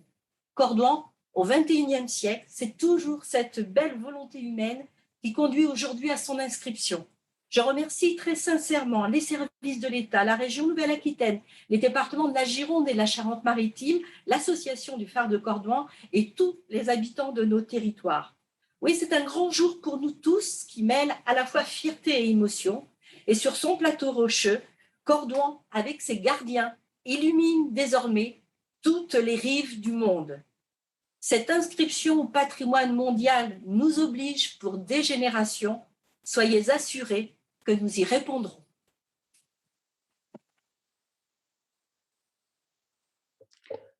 Thank you very much. Congratulations once again. Dear committee members, I now invite ICOMOS to present the nomination. Matilda Hohe, Darmstadt, Germany.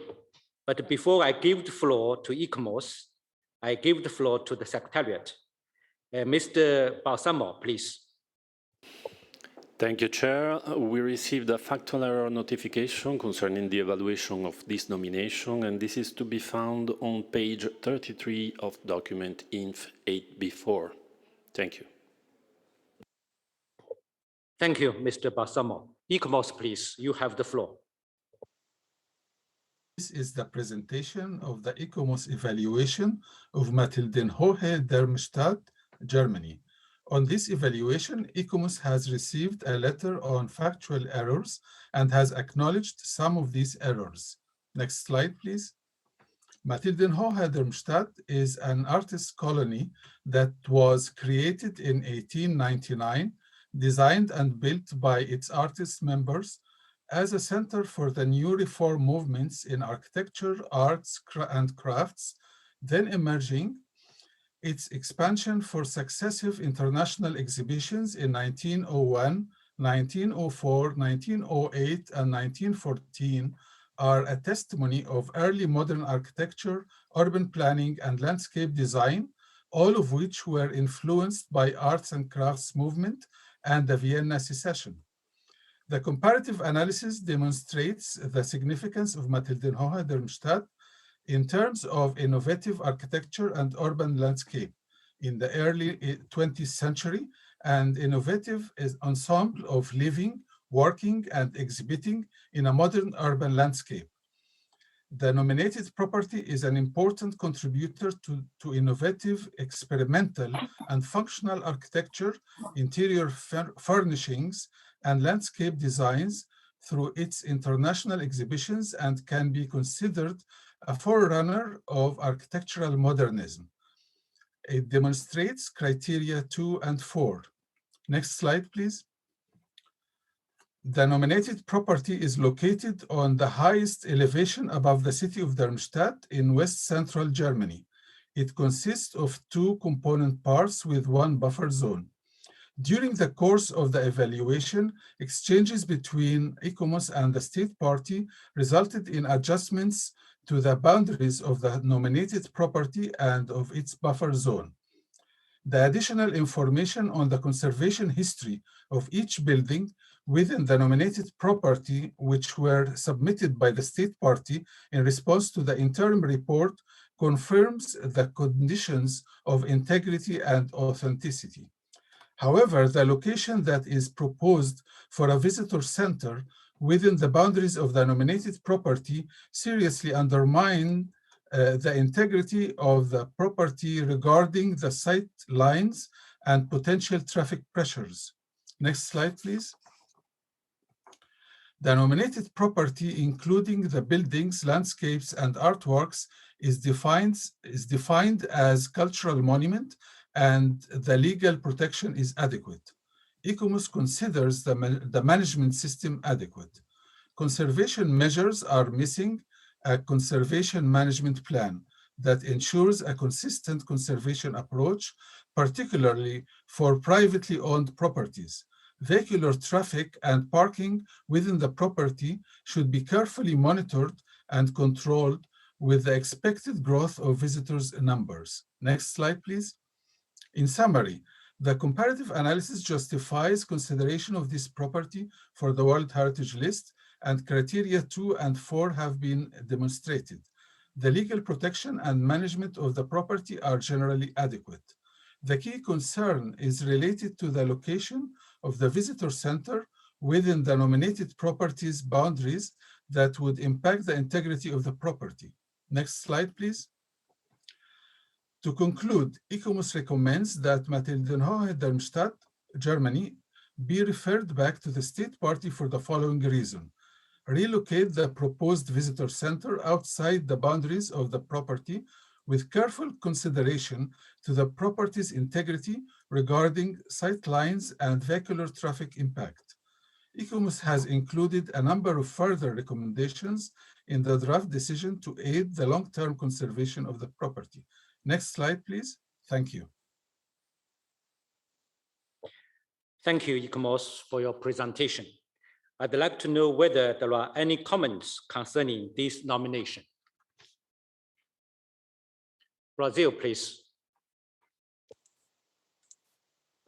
Thank you. Thank you, Mr. Chairman.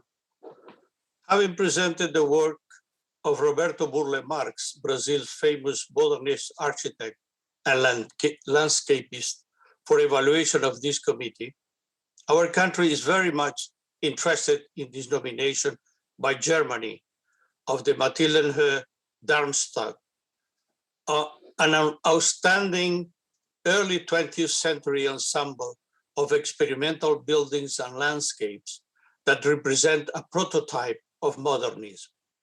According to the advisory body evaluation, the nominated property constitute a testimony of the artistic and social reforms of the time and an important contributor to innovative, experimental, and functional architecture, interior furnishing, and landscape designs. ICOMOS recognizes, moreover, that the nominated property may be considered a forerunner of architectural modernism, particularly of the organic architecture that spanned the course of the 20th century. The advisory body confirms the OUV of the site based on criteria 2 and 4, as well as conditions of integrity and authenticity. There is, however, one single concern that prevents ICOMOS from recommending the inscription of the site on the World Heritage List, the visitor center that was originally supposed to be built inside the boundary of the property. For this reason, the advisory body recommended the referral of the nomination. Well, the state party took due note of the recommendation and proceed as requested by ICOMOS. The original planning of the center was abandoned, and a new design was prepared for an alternative location outside the boundary of the property, which takes specially account of the integrity of the site in terms of preserving sight lines and the sustainable new regulation for reducing negative vehicular traffic impact. The conditions set by ICOMOS for the inscription of Matilda Darmstadt in the World Heritage List is therefore met. The relocated center does not have a negative impact on the visual integrity of the site or its sidelines, does not affect the visual integrity of its attributes, and does not impact vehicular traffic, as there is no parking allowed inside the property and the parking in the buffer zone is controlled. Besides, the center is now integrated in the vegetation of the eastern slope, which is clearly set back from the nominated property. We can thus recommend strongly the inscription of Matilda Darmstadt on the World Heritage List on the basis of the revised draft decision forward to the members of the committee by the Brazilian delegation. Thank you, Mr. Chairman. Thank you for your comment. Norway, please. Thank you, Mr. Chair. Norway congratulates Germany with the successful nomination of Matilda Darmstadt. We in particular appreciate the efforts undertaken in the period since the evaluation of the nomination and up until the present day in addressing the main concerns of ICOMOS related to the location and scale of the visitor center and other issues related to traffic in particular. We would like to ask for insertion in the amended draft decision that the committee requests the state party to submit to the World Heritage Center the documents for the new project developed for the visitor center, the new approved building plan 032, and detailed info on the impacts of the vehicular traffic.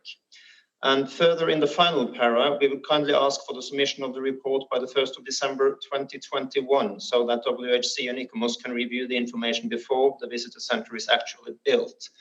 These very minor issues have already been sent to the rapporteur. Thank you, Mr. Chair. Thank you for your comment. Uganda, please.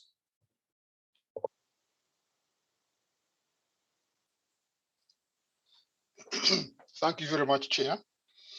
In artistic architectural heritage traditions, evidence of a unique prototype of modernism is a greatly celebrated virtue, particularly in surviving tangible historical built fabric. In this connection, the Matilda Darmstadt artist's colony is a nutshell of this surpassing and aesthetically and tangibly impressive architectural heritage and history of early 1900s. As such, Mr. Chairman, the content in para 3D of the draft decision claiming the absence of their content of history and conservation does not arise, since these properties have been conserved sustainably up to today. Furthermore, Mr. Chairman, the proposed amendment distinguishes the fact that it is through exceptional practices of conservation management-driven planning that the site's artistic and architectural complex have demonstrated and still demonstrate a consistent conservation approach and strategy, sustainably protecting all the architectural ensembles of this nomination. This is clearly illuminated in the proposed amendment under criterion 2. Hence, Mr. Chairman, the amendment dissolves the argument contained in para 3A of the draft decision. In addition, Mr. Chairman, the continued functionality in terms of timeless exhibition and celebrated ambience of cultural, commercial, and spiritual activity linking private ownership and public conservation services highlighted in the amendment under criterion 5 and the statement of outstanding universal value is yet further evidence of the pointlessness of paragraphs 3B and 3C of the draft decision. As far as a visitor center is concerned, the concerned state party remorsefully acknowledges the necessity to relocate and designate its boundaries and guarantees to report appropriately to the World Heritage Center, while the property is hopefully inscribed on the World Heritage List. Hence, Mr. Chairman, my delegation urges dropping referral status of Matilda Darmstadt and instead recommends nomination of the site or inscription of the site on the World Heritage List. I thank you. Thank you for your comment. Ethiopia, please. Thank you very much, Chair. We support the amendments put forward by Brazil and the recommendation that this exceptional site be inscribed at our current session. The Matilda Darmstadt artistic architectural heritage has global significance. Its OUV is recognized by the experts, and the only issue which could have impeded its inscription has been addressed. With the original plan, the center abandoned, and therefore there is no need for us to put this item on a referral, and we put forward as suggested by Brazil's amendments and supported by Uganda that this site be described at our current Thank you very much. Thank you for your comment. Guatemala, please. Muchas gracias. Pues en este sentido, Guatemala reconoce que este sitio representa la piedra angular para comprender el desarrollo de la arquitectura moderna del siglo XX, así como los inicios de ese espíritu de los movimientos colectivistas que vinieron a reunir las artes con los oficios tradicionales. En términos de la arquitectura moderna, la inscripción de este sitio viene a enriquecer una lista del patrimonio mundial que ya está representada por otros sitios, tales como los sitios Bauhaus y las obras de la arquitectura de Le Corbusier, entre otros. Por lo tanto, pues Guatemala se suma a este consenso que ya se ha dado para la inscripción de este sitio.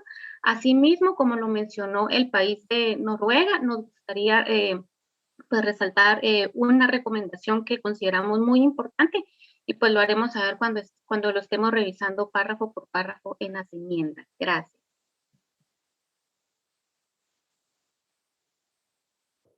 Thank you for your comment. Russia, please.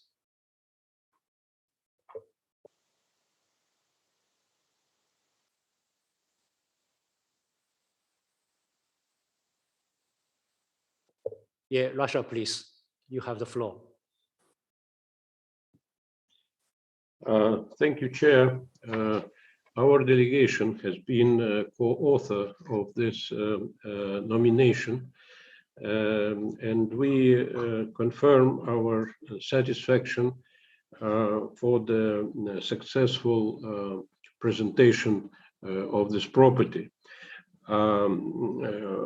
As far as we understand, the major concern expressed by ICOMOS about the information center was addressed by the state party and no longer exists.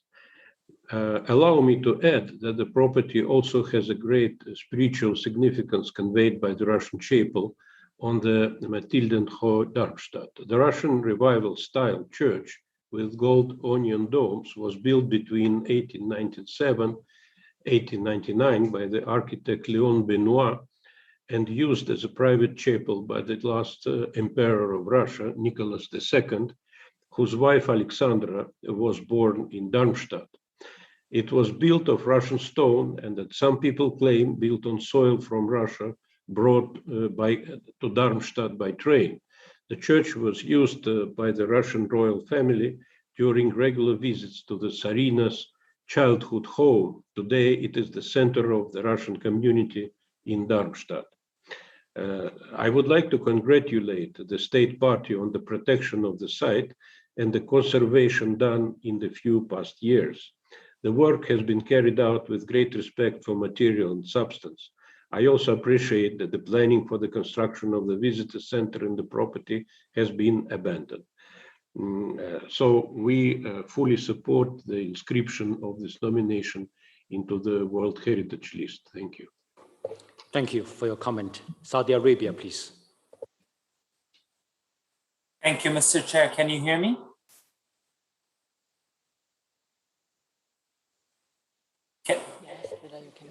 Yes. Yes. Perfect. I won't be long, Mr. Chair. As the previous speakers have mentioned, the concerns mentioned by ICOMOS have been addressed by the state party, and we commend their efforts to preserve the site. Therefore, we support the inscription of it in this session. Thank you, Mr. Chair. Thank you for your comment. Oman, please. Thank you, Mr. Chair. Oman would like to join other state parties to support the inscription of the site on this session and urge the state party Germany to fulfill and respond positively to ICOMOS and the World Heritage Center for the remaining of the information. I thank you. Thank you for your comment.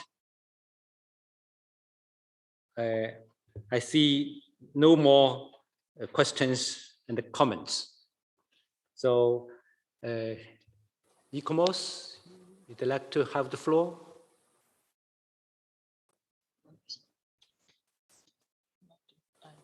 Je vous remercie, Monsieur le Président. Il n'y avait pas de questions directement adressées à... OK. C'est bon? OK, c'est bon? Juste, excusez-moi. Et donc, l'ICOMOS apprécie ce que les membres du comité ont bien voulu exprimer quant à la relocalisation du centre des visiteurs en dehors de la zone du bien vers la zone tampon. L'ICOMOS apprécie les changements qui ont été apportés par l'État partie afin de répondre à la recommandation de l'organisation consultative. Comme l'ICOMOS n'a pas pu évaluer le projet en lui-même et les nouvelles informations qui ont été soumises, ce serait important que ce nouveau projet soit soumis comme faisant partie de la documentation sur laquelle on pourra ensuite faire des commentaires. Je vous remercie, Monsieur le Président. Thank you. Now I see no more questions in the comments.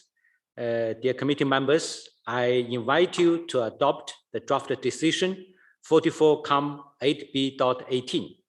But before doing so, I'd like to ask the rapporteur to present the amendments and the draft decision that she has received.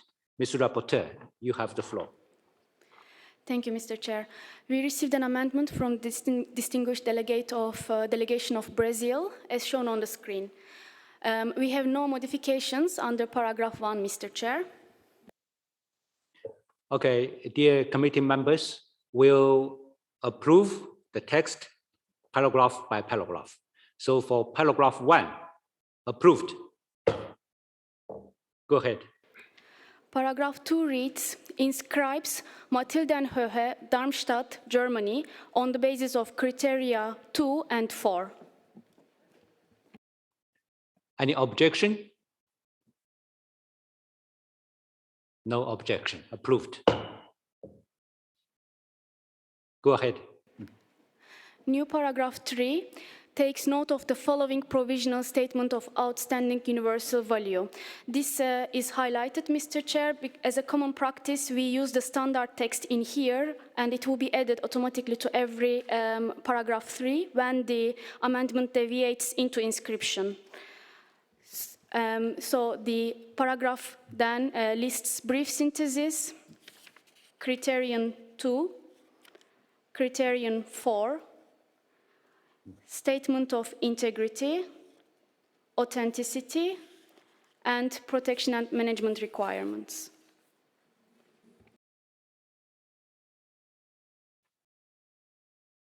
Approve? Okay, approved. Go ahead. Paragraph 4, listing the recommendations. We just have the nominated word removed. The rest of the paragraph is as in the original draft decision, Mr. Chair. Do you accept?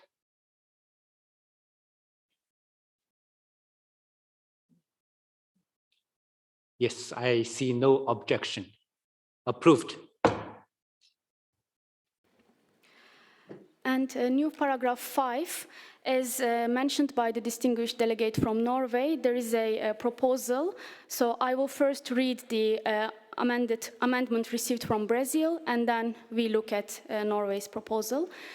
Requests the state party to submit to the World Heritage Center by 1 December 2022 an updated report on the relocation of the proposed visitor center outside the boundaries of the property for examination by the World Heritage Committee at its 46th session.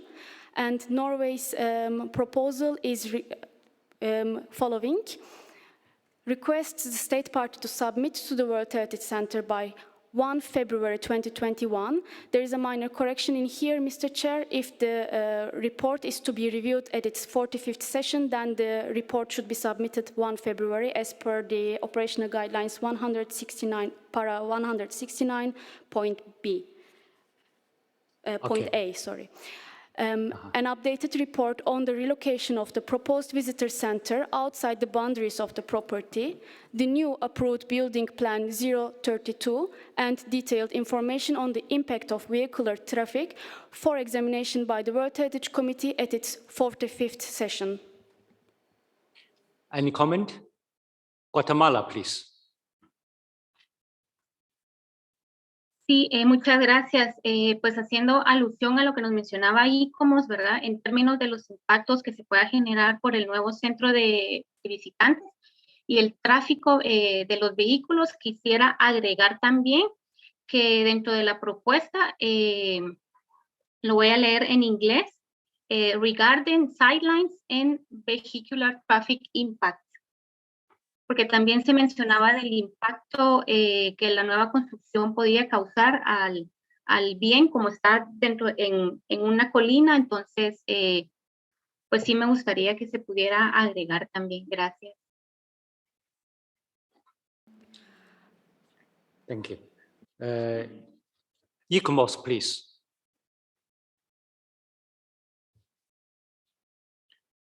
ICOMOS, please, you have the floor.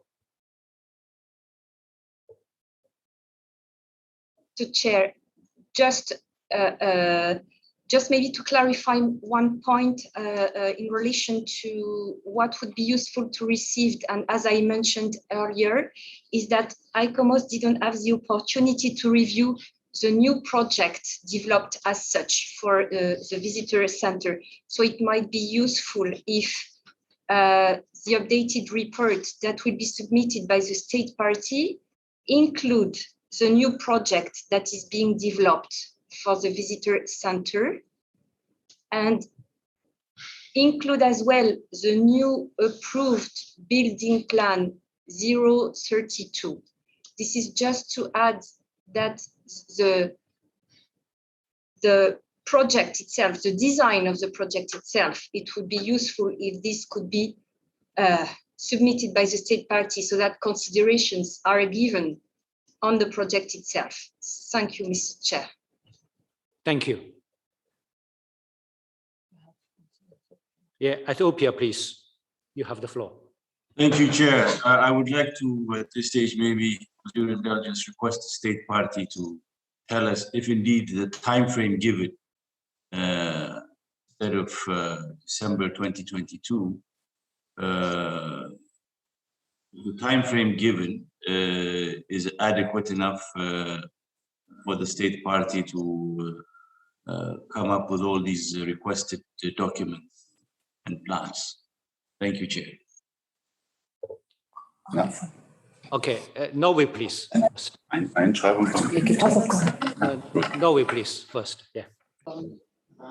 Thank you, Mr. Chair. Our initial comment was related to the year, which has been corrected by the Secretariat, so thank you for that. And the second comment was the omission of the new plans for the visitor center, but that was touched upon by ICOMOS. Related to the question by the previous speaker, our distinguished colleague, I think possibly, if that's an issue, we could ask the state party for clarification on that specific matter. We know that the approved building plan was already adopted in, I think it was February, if I remember correctly, this year. So that's available, and also the plans for the new visitor center are also far advanced to our knowledge, based on the information we have received from the state party. So we consider this timeline to be sufficient from our expert perspective, but it could be useful to hear the state party on that item. Thank you, Chair. Thank you for your comment. Now I give the floor to the state party to answer the question. Now you have the floor. Thank you very much, Mr. Chair, and thank you very much to the World Heritage Committee. We are ready to cooperate very closely with ICOMOS and the World Heritage Center with regard to the new planning process. We're just starting. There are no final plans approved. Therefore, we are looking forward for close cooperation with ICOMOS, and we are ready to prepare and submit the first report on the new planning by the 1st of December this year. Okay, thank you for your clarification. So, dear committee members, do you accept the modification of this paragraph?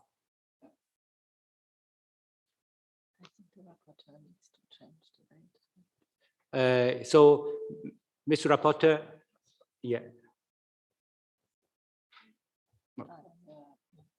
Brazil, please, you have the floor. Thank you, Mr. Chairman. I want to thank all the elements that have been introduced here that enrich and clarify the proposal. Of course, we have heard the state party, therefore we are in agreement with all this. I just want to ask Guatemala if this sidelining vehicular traffic impact is that the right location for this amendment? I cannot understand the sentence. Thank you, Mr. Chair. Yeah, Guatemala, please. Sí, gracias. Solo para aclarar, creo que la palabra que tendría que agregar sería luego de impact on traffic, on vehicular traffic and sidelines. Sidelines.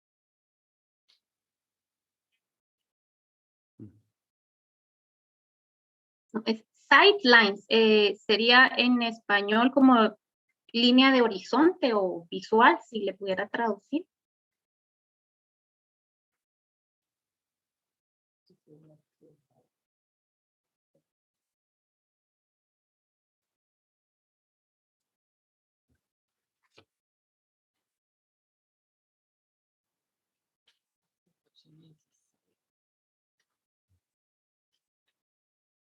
Lo voy a escribir en el chat.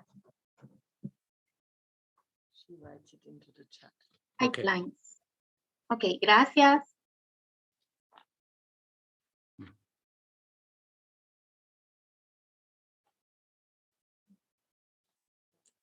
Norway, please.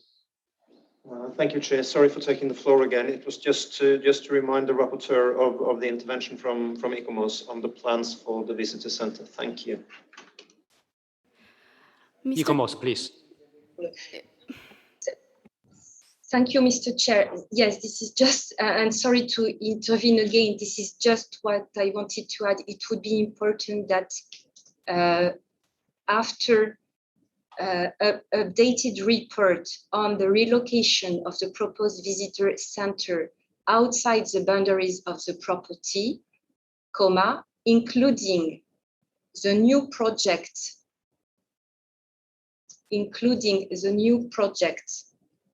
developed for the visitor center,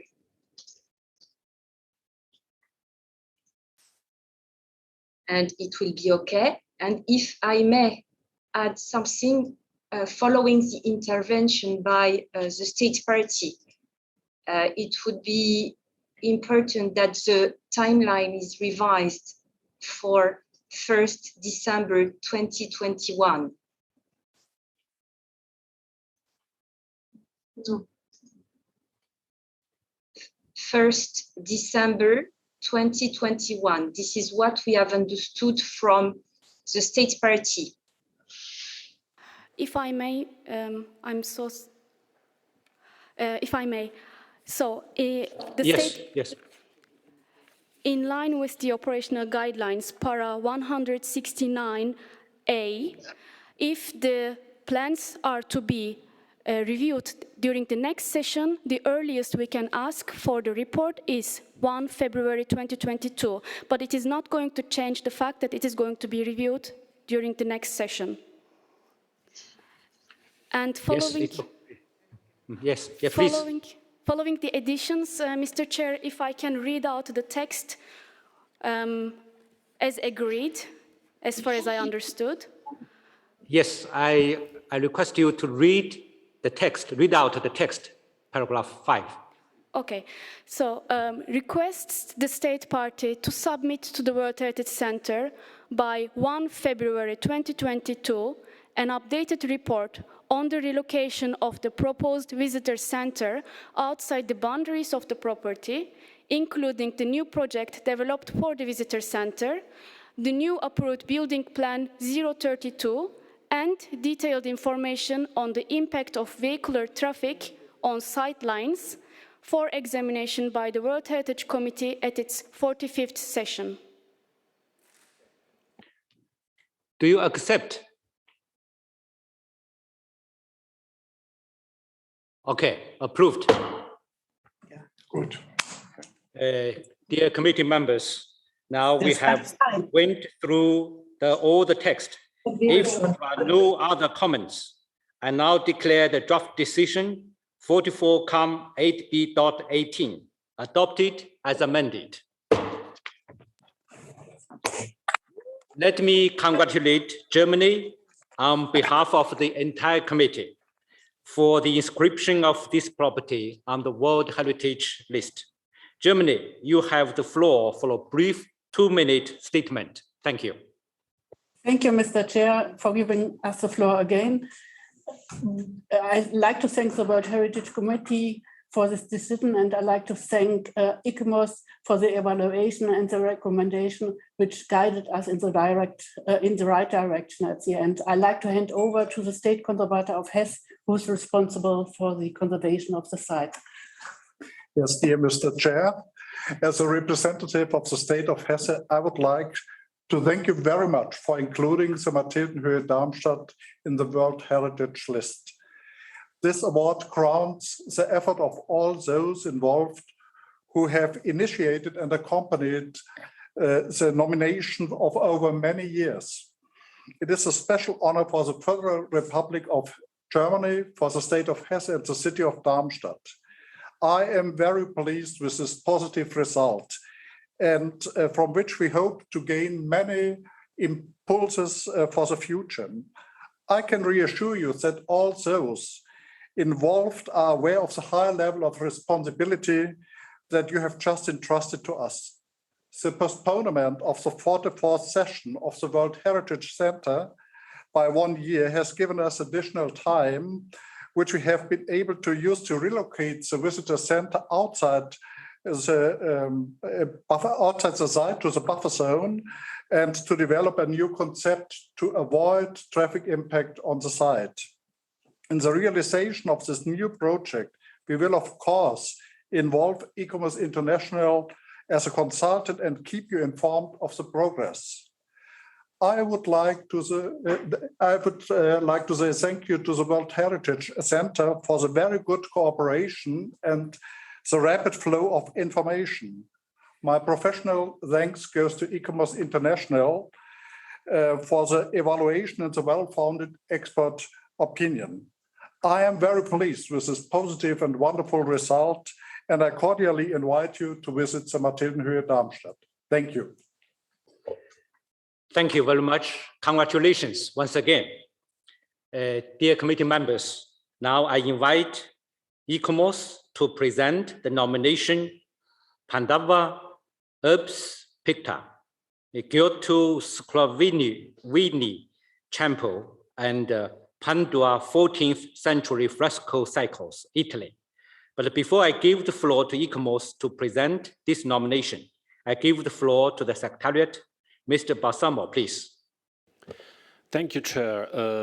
As we announced in our introduction of document 8B, we received a factual error notification concerning the evaluation of this nomination, but later than the deadline, so this is not included in document in fact before, but ICOMOS reviewed this as there was a small correction to the related statement of OUV, which has been already integrated in the text that we have. So this was just to announce this. Thank you. Thank you. ICOMOS, please, you have the floor.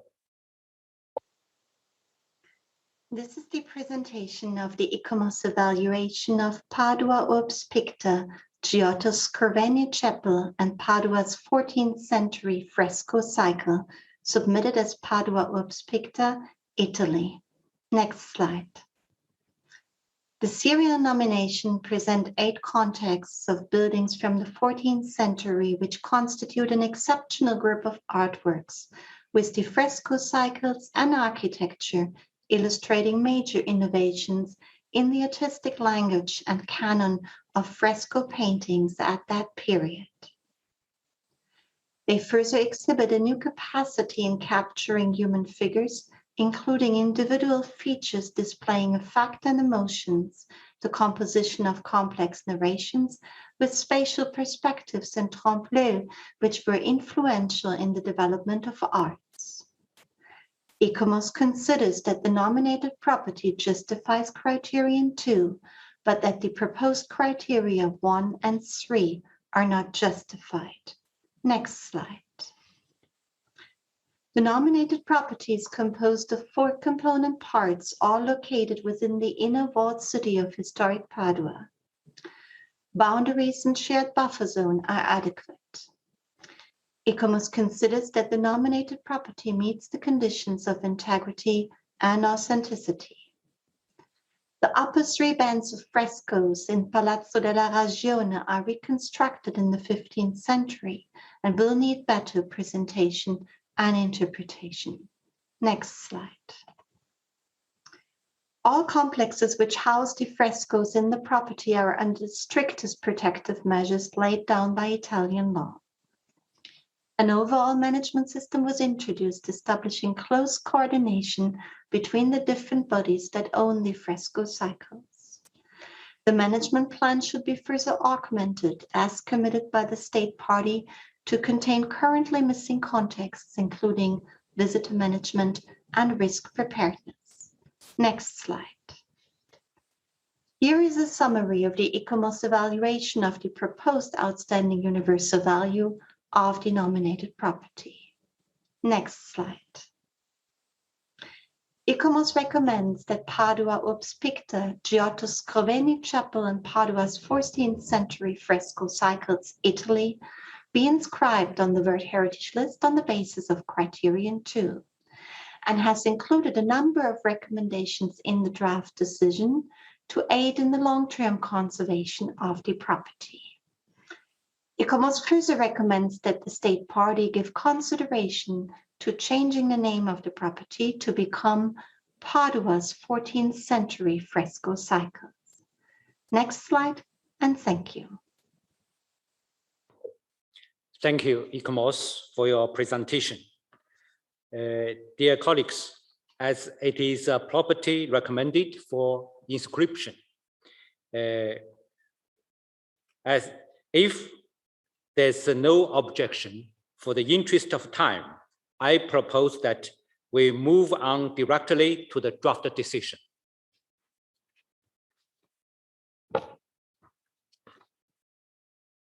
Okay.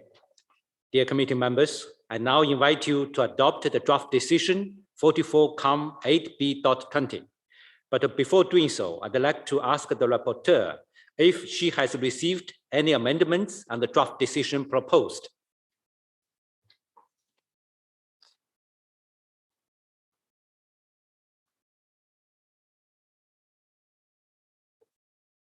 Mr. Rapporteur, you have the floor. Apologies, Chair. Okay. We have received no amendments, Mr. Chair. Thank you. I therefore declare draft decision 44-8B.20 adopted. Let me congratulate Italy on behalf of the entire committee for the inscription of this property on the World Heritage List. Italy, you have the floor for 2-minute statement. Thank you. Mr. Chair, I would like to thank you and all the members of the committee for the nomination of this wonderful property, Padua Urbs Picta, with the hope that this, like the other inscription we celebrate in this session, will be a light of hope for our future. Mr. Chair, with your permission, I give the floor to the Italian Undersecretary for Culture, Lucia Borgonzoni, and to the Mayor of Padua, Sergio Giordani. Thank you very much, Mr. Chair. Dear President, Your Excellencies, honorable member of the advisor bodies. On behalf of the Ministry of Culture, I would like to express my satisfaction with the positive outcome of the procedure. Padua represents an example of the Italian cultural heritage.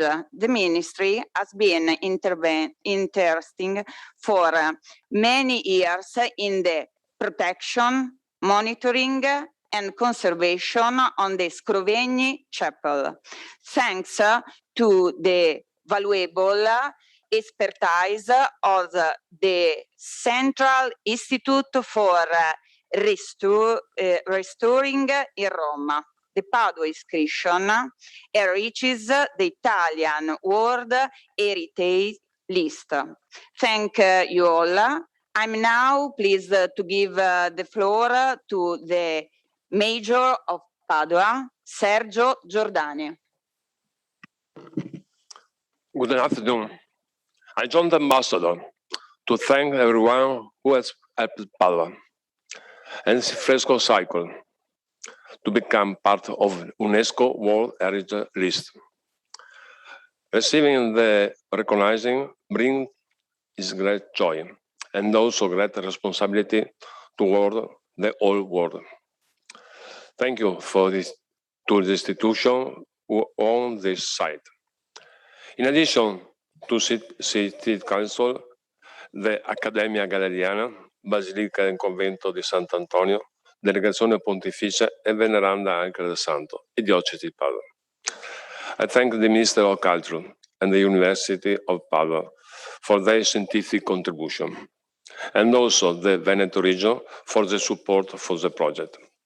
But above all, I want to thank the people of Padua who have worked together, sharing the goals of the project. These frescoes are part of the identity of the city, and the people of Padua are proud of this asset, which were now shared with the world. For us, today marks the stand of a new commitment to world. I thank you personally, on behalf of the beautiful city of Padua and behalf of Italy. Thank you. Grazie. Thank you very much. Once again, congratulations. Dear colleagues, with a heavy agenda, but an extremely efficient way of work, we are approaching the end of today's meeting.